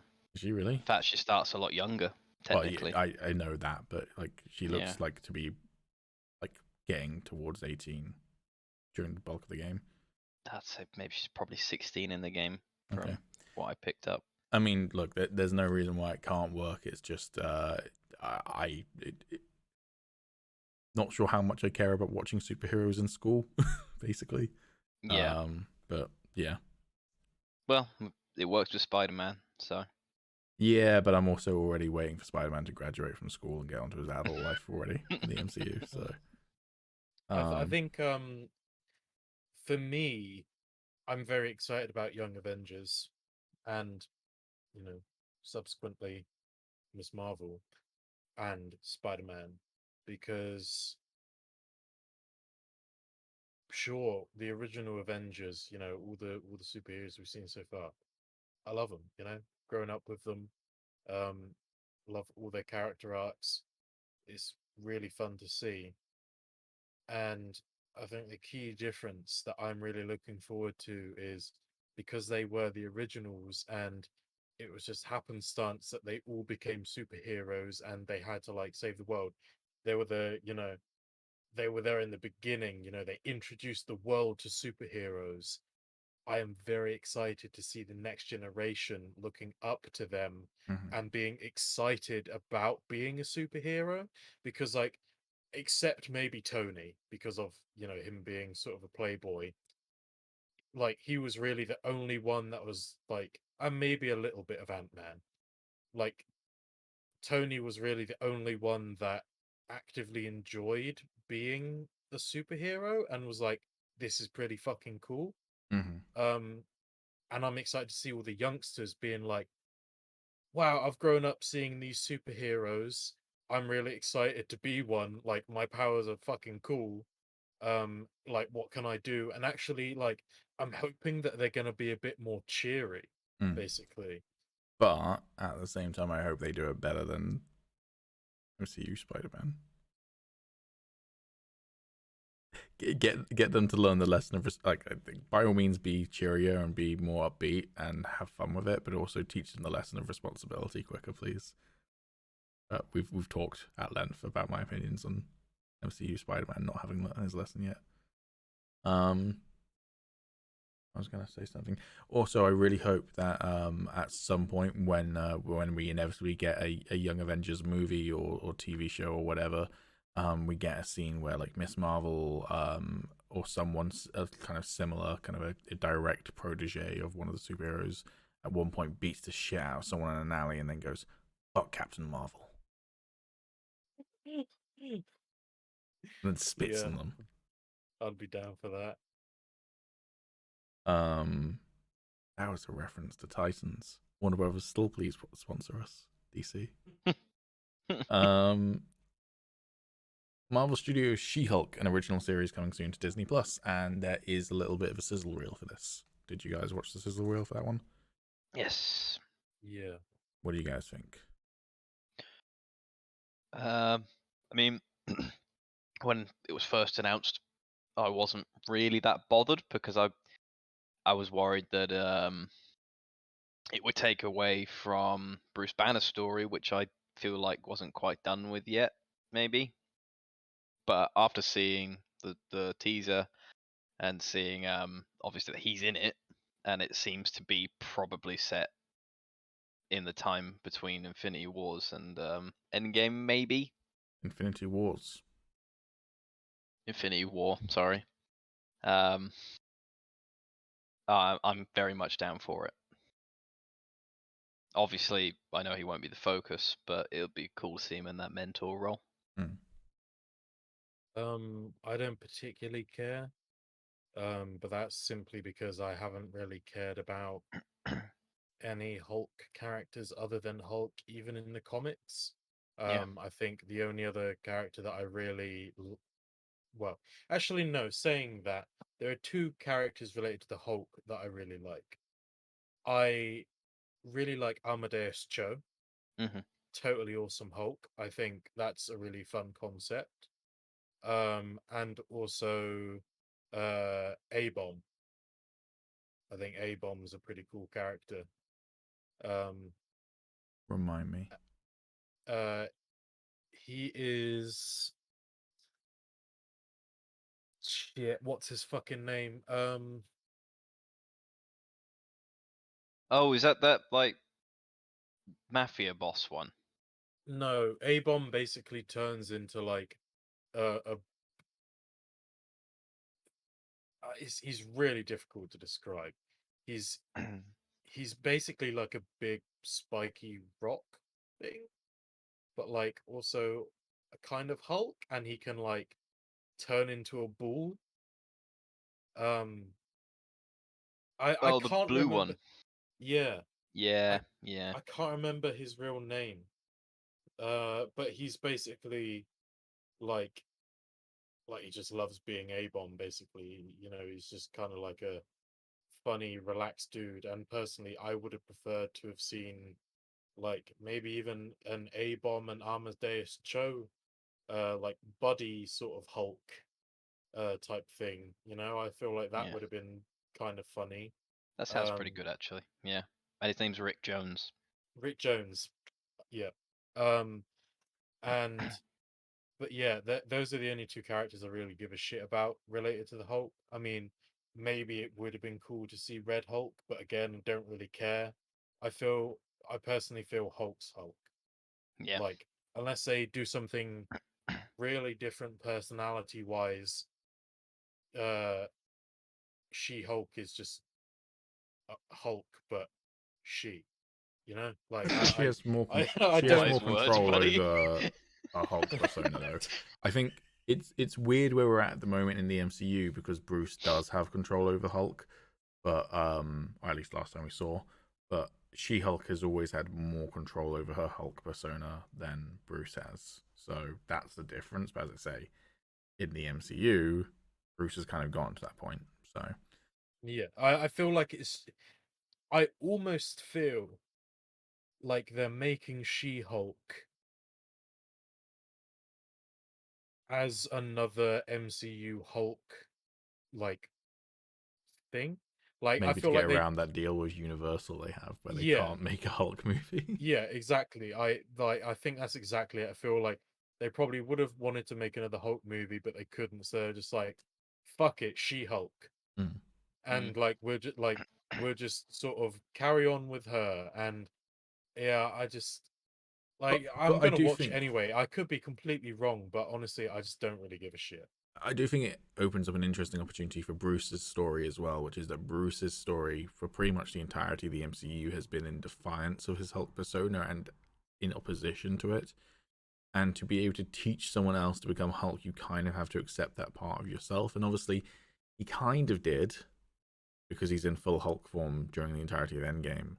But that happened off screen between Infinity War and Endgame, which is one of my biggest gripes, really, with Yep. Endgame. Hmm. And then in Shang-Chi, we see him back in his Bruce Banner form, and then in the trailer for She-Hulk, we only see him in his Bruce Banner form, which might be set in between Infinity War and Endgame. We don't know. I But don't think we do. I think in the trailer, I think when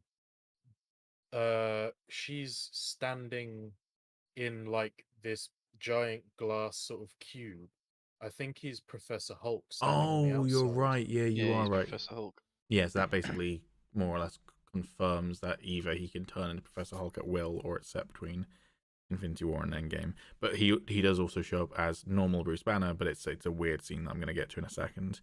Hmm. So that could be a really interesting direction to take Bruce Banner, which is that he has to kind of more accept that form. Maybe that's how he becomes Professor Hulk, is that he has to kind of accept that form to help someone else deal with it. But there is a weird scene in the trailer which is kind of implying that there may be a bit more WandaVision kind of sprinkle spice WandaVision in She-Hulk, which is there's a scene where like she looks at the camera and she's with Mark Ruffalo's Bruce Banner, and it's like very kind of 80s VHS look, and they're in 80s clothing, and he's dressed exactly like the Bruce Banner from the old TV show. Oh, I can't remember what the guy's name is. Like, Lou Ferrigno. yeah, that's him. He's dressed exactly like him, which is like, and they're both like turn and look at the camera, and it's almost like an infomercial little shot, and it's like that feels very fourth wall breaking, which I was not expecting at all from a She-Hulk TV show. But I'm interested if that's something you're doing. Oh, why? I have no idea, but I'm interested in being a little bit more weird with it. Don't like the new logo though. No? No, it's boring. The old logo's fine. It was like the word Hulk in green, I think it was, and then purple And then spray painted spray she, paint purple, or yeah. it was color flipped. It was one of the two. But yeah, that looks fine. This just looks generic, clean, but kind of looks like a legal drama, which is probably appropriate. But yeah, practice for Daredevil's return. this is the point that people have made as well, is that Daredevil does have some dealings with She-Hulk, and he is a lawyer. So I didn't know that. That's cool. That would just any chance is something to be excited for. I will say this. Look, I've been avoiding Spider-Man No Way from Home. No Way Home? Like the plague. I've been like telling Twitter to fuck off with all of it. Like, hey, you want to look at this thing to do with No Way Home? And I'm not going to watch the trailer that's going to come out tomorrow as of us recording this, because I don't want to see anything more for the film. I did see something on Twitter which I like immediately looked away from, so it could have been photoshopped, but it did look like a cell phone photo of a scene from No Way Home with Charlie Cox in it. So I don't know why you're surprised, man. You already saw his arms. those weren't his arms. No, they weren't his arms. But yeah, so like that moment was like me immediately like clicking away and then being like, don't give me up. Anyways. Before we move on, I would also just like to say, I know I just kind of shout on pretty much all the Hulk characters, but I'm gonna do it a bit more. I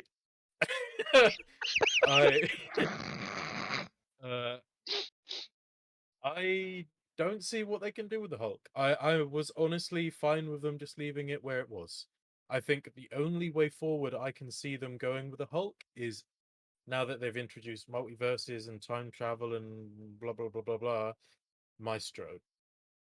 I would like to see Maestro, but that is the only way forward for the Hulk for me. I don't really give a shit about anything else. And I think that would make a good villain.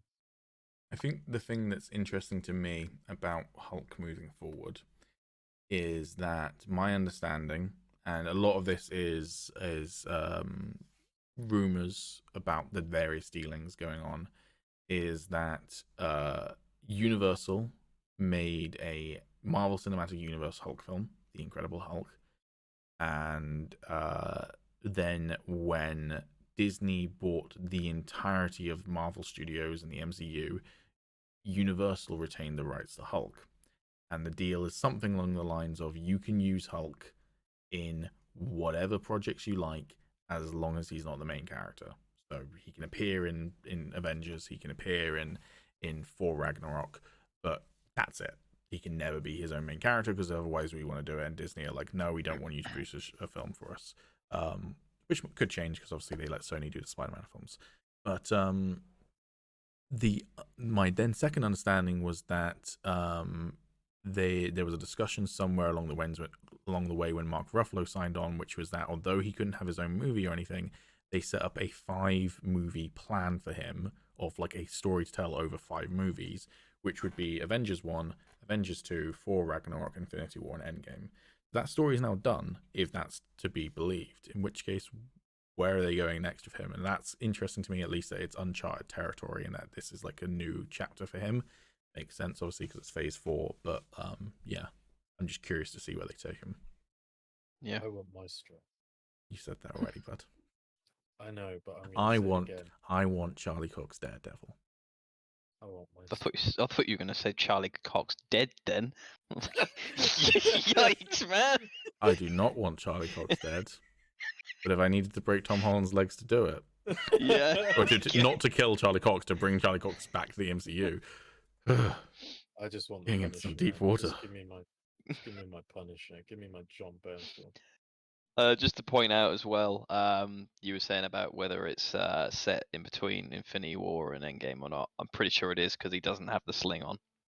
But he didn't have like the full weird sling in Shang-Chi, and if it's set after Shang-Chi, then maybe he's healing even more.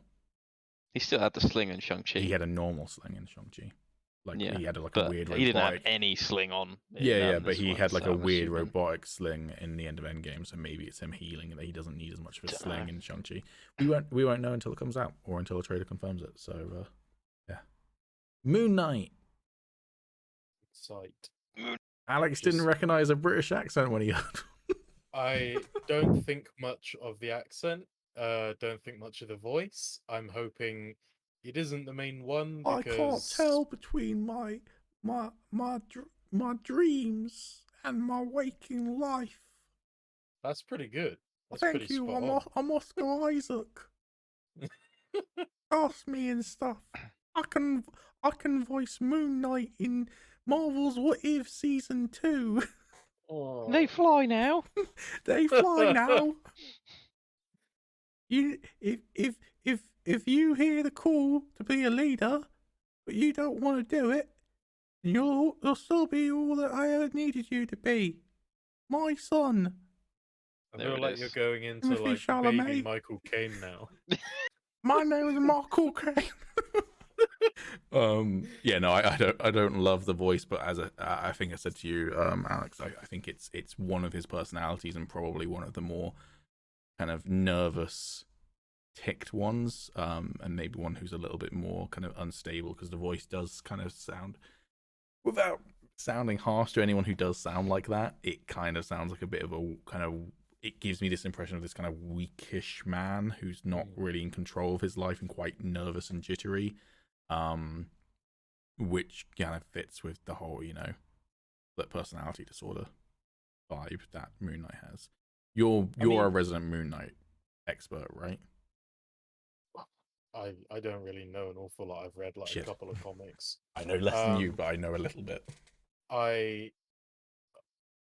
I'm a little bit concerned by the fact they made that, if it is a personality, prominent over the others, because Moon Knight, at least when he was first, like in his first run, he was like kind of an adventurer slash like mercenary explorer type guy, and he wasn't a wimp. Let's put it that way. Like he wasn't just some like he wasn't I guess the best way I can describe it is he reminds me of Electro in the Amazing Spider-Man 2 before he becomes Electro. Yeah. That kind of like bookish guy who's just always getting shat on and like is just sorry human being basically. Yeah, I'm just really slamming into Oscar Isaac right now. And Jamie Foxx. Yeah. Them But, personally, not the that's roles, just them as human beings. Yeah, fuck them. No, just not both both. weak, unattractive men, beta No. males. Jamie Foxx is a god among men. He gave me one of the best roles in a film ever, Django Unchained. So. Oh, you were in that film, were you? You know what I mean. Fuck, I don't know what I was saying. About him being like an adventurer and whatever. Oh, yeah. So I'm not 100% down if that's the route they're going to take, with him just kind of being predominantly a wimp and then sort of going all macho man. Where I think they might take, because he like discovers some ancient relic, which is like the Moon Knight. Is it like a talisman or something that he has? I can't quite remember from the comics. There's like some ancient artifact, which is what gives him the Moon Knight persona, right? I think it's talisman. Yeah. So Although there's also something in my mind where in like the first run, I think he just kind of like looks at the statue of like the moon goddess or whatever, and like he just becomes like, dies. He just like dies and then resurrects. But like maybe what they're gonna do is like he was the adventure persona or something. He discovered whatever makes him Moon Knight, and then his mind just fucking fractures from it, And so Yeah. this kind of like slightly more wimpish British persona who seems to be maybe working in a museum or something is this defense mechanism of him kind of going, I can't become Moon Knight if I'm not that guy. And then the Moon Knight persona's like, nah, you're gonna become Moon Knight. I'm creeping up on you. I'm Moon Knight. This is what I do. I'm Moon Knight. I creep up on people and I do this while I'm sneaking up to them. I'm Moon Knight. Does he know he's cutting out? Yeah. Oh my god! Oh, that's on my We recording. just saw you prowl it. It's on my recording. Fuck it. But I was just doing a dumb voice, but not as dumb as the Oscar Isaac voice. I'm curious. Do you reckon he's actually going to like all of his personas? Do you reckon they're all going to be British or just that one? Oscar Isaac can do an American accent, and he's American in the comics. I don't know why they would make it all British. There is a shot in the They could trailer. Put him in with Black Knight. That's why. Do that. There is a shot in the trailer where he like jumps from like rooftops, and like it's very kind of like the Dark Knight Returns sort of pose as he's in the mid jump, which doesn't help the stupid people saying, "Oh, it looks like Batman." But that architecture of that building looks to be either French or British to me. Like it could be Paris, but I could see it being a place in London maybe, but it looks more Paris to me, which makes me think that a lot of the show might be set in Europe, but that doesn't mean that he would be British the whole time. So we'll have to wait and see, I guess. But looks good. Overall excited. And Big looks time. pretty dark as well, which I like. Now, this was one that I got very big excite for. Marvel Studios' X-Men 97, an animated original series coming in 2023. And there was a subsequent tweet from Disney Plus just confirming this wasn't just the show being on Disney Plus, which I don't know if it is or isn't already on Disney Plus, but this was a new batch of episodes that were coming out on Disney Plus as well, for what many people consider to be like one of the best superhero cartoons ever made. That makes me pretty excited. I won't watch it, but it's nice to see them bringing it back. Why the and fuck adding more won't to you it. watch it, you fucking... I never watched it as a kid, so I feel like it'll be lost on me, the magic. But it's nice to see them revisit it. It won't be. I started watching it and it still holds up. Does it? Yeah. Nice. It was a series that I started to watch. I just checked because I wasn't sure. Cool. I mean, if they wanted to bring back Wolverine and the X-Men as well, that was the other show I watched as a kid. That was a pretty bang show, but yeah, X-Men 97 is like top tier X-Men content. And you disgust me that you haven't watched it and refused to watch it going forward, Tommy. I mean, I might give it a go one day. What else are you doing with your life? Fucking playing Death Stranding for the second time? Yeah, that'll take me at least 3 months. Yeah, I'm excited. Yakuza next. You said you were going to play Dishonored after you finished Death Stranding. Yeah, but Yakuza. Yeah, but Dishonored. Na. Yakuza.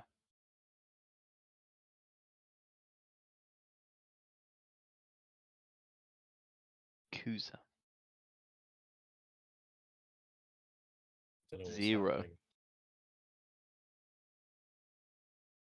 Pete wants me to play Dishonored and he's upset with me. No, I'm more just questioning your life decisions, bud. Alright. You two talk about cars on the road. Cars on the road. Yeah, it's the other announcement. You responded to it with capital, in all caps, yes, Oh exclamation yeah. mark. It took me a moment then. Fucking cars on the road. Let's go, son. Yeah. And our Cars tournament playthrough that will be on the channel eventually will be sponsored by Cars on the Road. Definitely. Yeah. We've bagged that. They were I mean, like, at the end of the day, we are the reason that the interest in cars was researched, so they decided to make the show. So, yeah. see, we haven't even made the series yet, and we've already like made cars surge in popularity. Yeah. It's we're influencers now. Good chow. Get her done. But no, in all seriousness, I have no idea what Cars on the Road is. Me Is neither. it a movie or a show? It is a Disney Plus original series with the cast returning. Streaming in Okay. Oh, wow. 2022. That is actually quite cool. I probably will watch that. It got me all choked up. They released a bunch of what looks like concept art, but it could be that they're going for more of like a 2D cartoony style than the 3D CGI style that they had in the films. Yeah. But that could just be concept art. I really don't know. Can't wait to see Mater as a gigolo going by Mater Bader. Wow.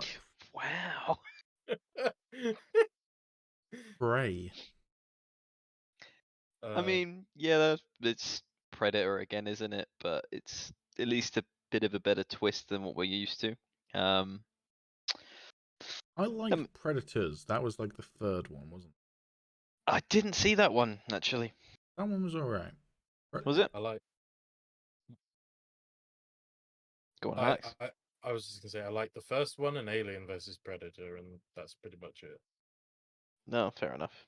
I don't like Alien versus Predator, but I can accept your decision because I can see why you might like it. It's just not. I mean, bearing in mind, I watched it when I was like incredibly young, and I haven't seen it since. So the concept of like these two, horror figures. Let's put it this way: Alien versus Predator 1 is better than Alien Covenant. The game's pretty fun too, actually.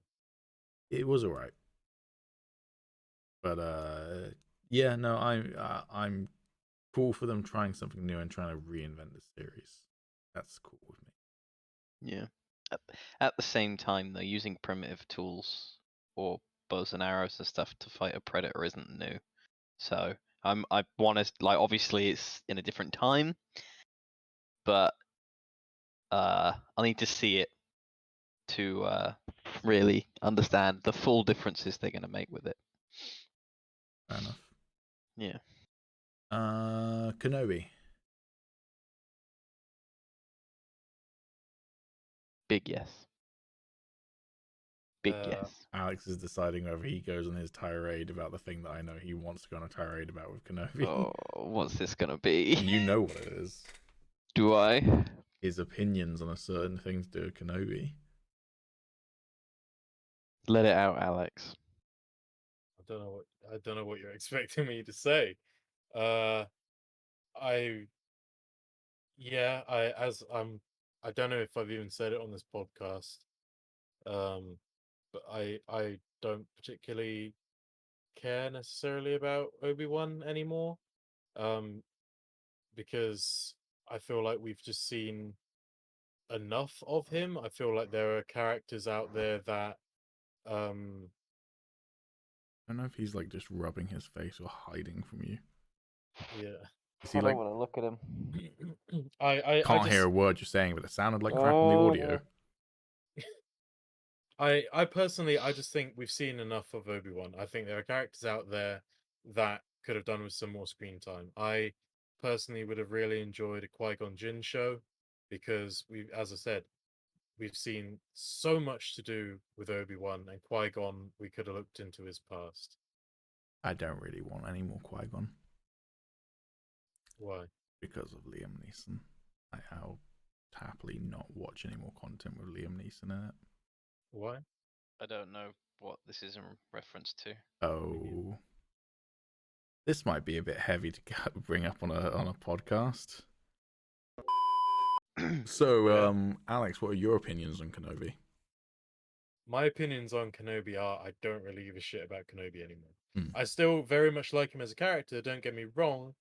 I just think I've seen enough of him. I think he's been in like so many different things now that I just don't really know what else they can do with his character. Mm. And I just think there are other characters out there that deserve some time in the spotlight that can be fleshed out a little bit more. Like, for example, I'd like to see, maybe Qui-Gon Origins without Liam Neeson in it, because I guess fuck him. I thought you weren't going to mention him. Well, it doesn't matter. They don't know what I'm talking about now. They can draw their own conclusions. It's fine. This is a sloppy episode, man. I might just cut it with like static noise, like transmission cut, and then just cut back to us, man. Look, we're probably going to cut it. NSFPD or We're, PC. we've probably cut it from the episode by the time you're seeing this, but we had a chat about Liam Neeson. Turns out he's not such a great guy. If you want to go and look it up yourself, you can, but we're not going to discuss it on the podcast. Because it's heavy. Yeah, to be because it's fair, I heavy. feel like that's fine to keep in. Let's just leave it at that.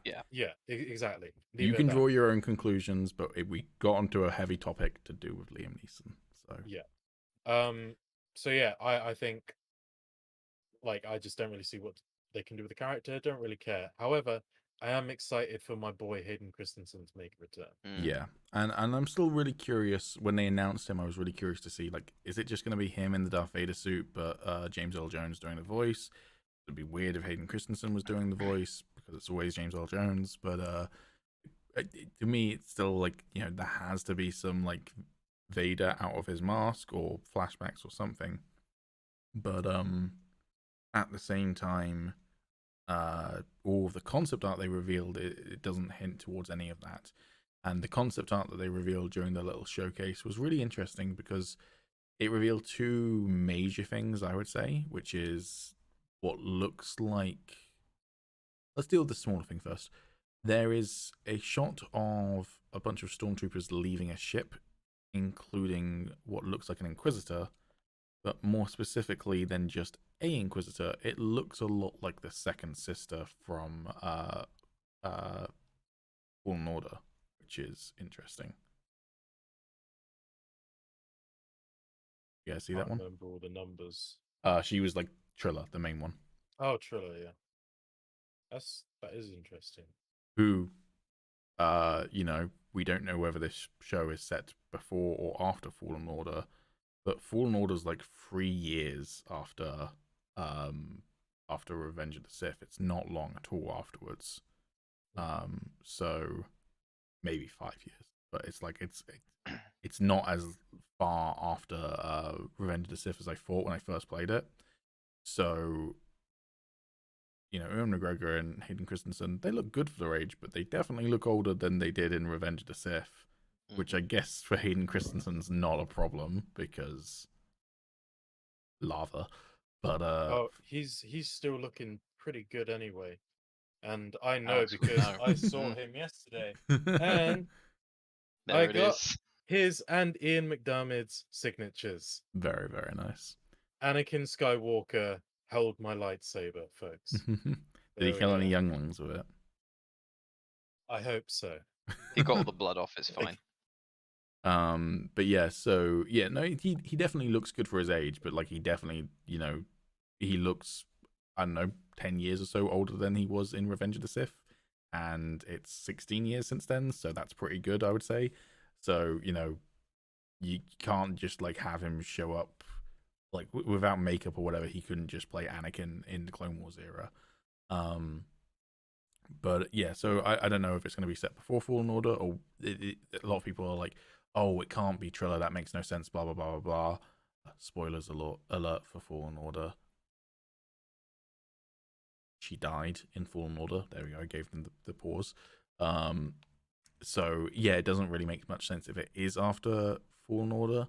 But the point that I thought of is they could have just used her design as a stand-in for an Inquisitor. Concept artists do that quite a lot, where they like photo bash and whatever. So if it's, I don't know if it's the same concept artist, but if it was the same concept artist who worked on Fallen Order, is like, okay, I need an Inquisitor in this shot to show like scale and composition and whatever. I'll just use this design I've already got for a human Inquisitor. So it could just be that as well. It's not necessarily her, but that's an interesting one. I don't know what your guys' thoughts are on that, or Inquisitors in general appearing in the show. I think it will be interesting to see them live action. Yeah, after I seeing agree. them so much in the games and the animated shows. I think it will be sort of a nice addition because I feel like anyone that hasn't watched or played the games and has only watched the movies, and like maybe the Disney shows from Mandalorian onwards, they probably have no idea that Inquisitors even exist. Mm. No. I, th- I think as well, what can be cool with an Inquisitor, if there is a lightsaber fight between Obi-Wan and an Inquisitor, is what Rebels did was they had like the Inquisitor be this massive threat during season 1, and then at the end of season 1 they did a television movie where Darth Vader is introduced, and you see how the characters barely beat the Inquisitor on occasions in season 1, one single Inquisitor, and then they throw Darth Vader at those characters and see how much he just wrecks shop, and it just like shows you the power levels between them, right? So like if you have Obi-Wan fight an Inquisitor and maybe he's a bit rusty and doesn't do that good, and then he's gonna fight Darth Vader, you're like, oh shit. Even though we know he survives, obviously, you're still like, oh shit, you're going up against him now. So that could be a cool dynamic. But speaking of that, the second major concept art reveal was Obi-Wan versus Darth Vader rematch. I think that's probably going to be sort of a forced dream or type of thing. Because the whole point of the original trilogy was that was, I mean, correct me if I'm wrong, but I was led to believe that that was the first interaction between Obi-Wan and Darth Vader since that day on Mustafar. There is room for debate, but that's what most people think, and I would probably agree with you. That's definitely the intention that George Lucas had when writing Episode 4, and probably when writing Episode 3. But there is room to interpret, because there is a single line from Return of the Jedi which people have latched onto as a potential explanation as to why they might meet up in this show and why it might not be canon breaking, which, canon is constant fluctuation anyways, and whatever. But in Return of the Jedi, when Darth Vader is talking to Luke before they board the Death Star, Luke talks about trying to turn Vader to the light side and says that he knows Anakin's still in there, and Vader says, Obi-Wan once fought as you do. And Obi-Wan doesn't really try and convert Anakin to the light side in the fight on Mustafar at all. It's much more kind of him being like, you fall into the dark side, all right, let's do this thing, sort of thing, in a much more emotional way than that. But like he's kind of like coming to terms with it himself, and he doesn't really try and redeem Anakin much. So people have gone like, okay, so maybe that's where that line's coming from, is that they do have another confrontation at some point, and this time Obi-Wan actually tries to bring him back to the light side and fails. So maybe, but yeah, I do think it's kind of like, it's that if it is them actually fighting, that's getting pretty close to like messing with their encounter in the original Star Wars film. But I feel like there was an original point that I was gonna make in the very beginning that I just went off track. I mean, you were saying that you kind of felt that there wasn't much more to do. Like it was pretty cookie cutter done. And I agree with you sort of in that. But also don't agree. I would have liked to have seen him becoming a Jedi more than the time between Revenge of the Sith and A New Hope. But then we don't get Christensen. Or maybe both. Maybe there could be flashbacks. That would be good. Speaking of which, that brings me all the way back to our conversation about The Witcher earlier, and something I forgot to mention. One way I could see The Witcher 1 plot working is if they kind of did it. This is not necessarily the best comparison, but just hear me out here. Like Arrow, where there is a plot line going through in the present day, and then we're also seeing flashbacks to like short story stuff, but they are very overtly flashbacks, and like how he learnt this thing or that thing or gained this skill or whatever. that maybe could work in a television, kind of keeping the audience engaged the whole time, sort of thing. Yeah. So maybe Kenobi could do that. Also, I think it might now be called Obi-Wan Kenobi rather than just Kenobi. Yeah. Sure. Yeah, the article I posted is this concept art for the Obi-Wan Kenobi series. I think I saw a logo somewhere that said Obi-Wan Kenobi rather. But yeah, I don't know. I'm kind of in the same school of thought as you two, which is like, I don't know what else they can do with it. I'm not too, but at the same time, I'm like, hey, just do it. You're already doing it. Just do it, and hopefully it's good, and hopefully I enjoy it. And if not, I'll just ignore it. But I'm rooting for it to be good, but I'm tentative about it compared to some of the other stuff that they're putting out. But I'm excited to see Hayden Christensen and Ewan McGregor come back. Definitely, I'm definitely way more excited for Book of Boba Fett than I am Kenobi. That's fair. Not that long away now. It's probably a month or so. Also, you do realize, guys, that in I think a week's time, is Hawkeye's going to be airing. Lost track of that. Yeah, I think it's the 24th of November. I think. So Tuesday. Yeah, might be. Well, if it's the 24th, it would be Wednesday, I think. Next Wednesday. Okay. But I might be wrong. I might have the date wrong. It might have been the 22nd or whatever. But yeah, that's pretty soon. So That's pretty cool. Probably be covering that on the podcast. And I think that's like all the major Disney news, unless you want us to go into like High School Musical and stuff. They might have had some announcements that we didn't look at. No. Been going for 2 hours and 15 minutes. You don't want to cover the princess stuff? No. Buzz Lightyear movie though. No, it's old news now, but Buzz Lightyear movie. Sure, Alex? We've been going for 2 hours and 15 minutes, and you bring up fucking Buzz Lightyear, which is like a month old at this point. Yeah, fuck that. Let's just finish it off. All right. Callum, do the outro. Oh yeah, you didn't make the cut. I forgot. Tommy, do the outro. Thanks for watching the Piggledy podcast, as Alex would call it. You've been a wonderful audience, and we cherish you greatly. Unless you left hate comments about stuff. Yeah. Fuck that's you. Fine. That's okay. Fine. Any comments will do at this stage. Sure, hurl abuse at us if you really wish to. At least we get attention. Please comment. We need the algorithm. Actually, right before we end, can I talk about fucking Facebook YouTube comment I got yesterday? Fucking weird. Hold on, can I find it quickly?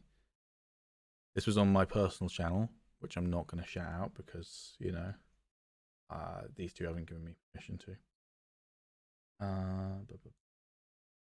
Right, I deleted this comment because it's weird, but this is on one of my Degenesis videos. Things you need to do for one man hide and seek. 1. Nail clipper. 2. Red thread. 3. A needle. 4. Uncooked rice. 5. Salt. 6. Water. 7. Bucket. 8. Scissors. 9. A doll with 4 limbs. Step 1. Pour salt in the water to open the doll with a pair of scissors. 3. Take out all the stuffing and replace it with uncooked rice. 4. Clip your nail and put it inside the doll. 5. Sew the doll with the red thread. 6. Give the doll a name, but not yours. 7. Stab the doll and say, "You're it, doll name." 8. Give the doll the pair of scissors. 9. Put the doll in the bucket of water. 10. Hide and count to 10. 11. Go back to the bucket of water. If the doll is there, splash it with water and say, "I win," 3 times. Great job, you ended the ritual. Steps of the doll has gone rogue. 1. If it is not in the bucket, find it quick. 2. If you find the doll, splash it with water and say, "I win," 3 times. Don't ever end it mid-game or the doll will hunt you down. Hey then. Is that somebody you know? Nope. Or Nope. What the fuck? Very well. If you Maybe leave a comment somebody's like that on Dolmen our rogue. YouTube channel, we will just delete it, but we'll appreciate you for boosting the algorithm. Oh no, don't Yeah. delete it. Keep that shit up. It's fucking weird, man. That's fucking Yeah. amazing. Actually, let's put some conditions on it. Like and subscribe, and then hurl abuse at us. At least we're getting something else out of it, you know? You know But what? don't talk about Liam Neeson.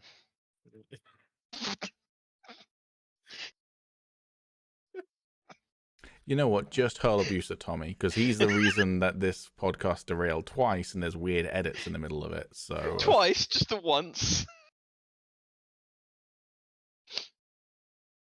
finish your fucking outro, you fucking piece of shit. Edgar Wright looking motherfucker. Bye, everyone. Goodbye. Bye.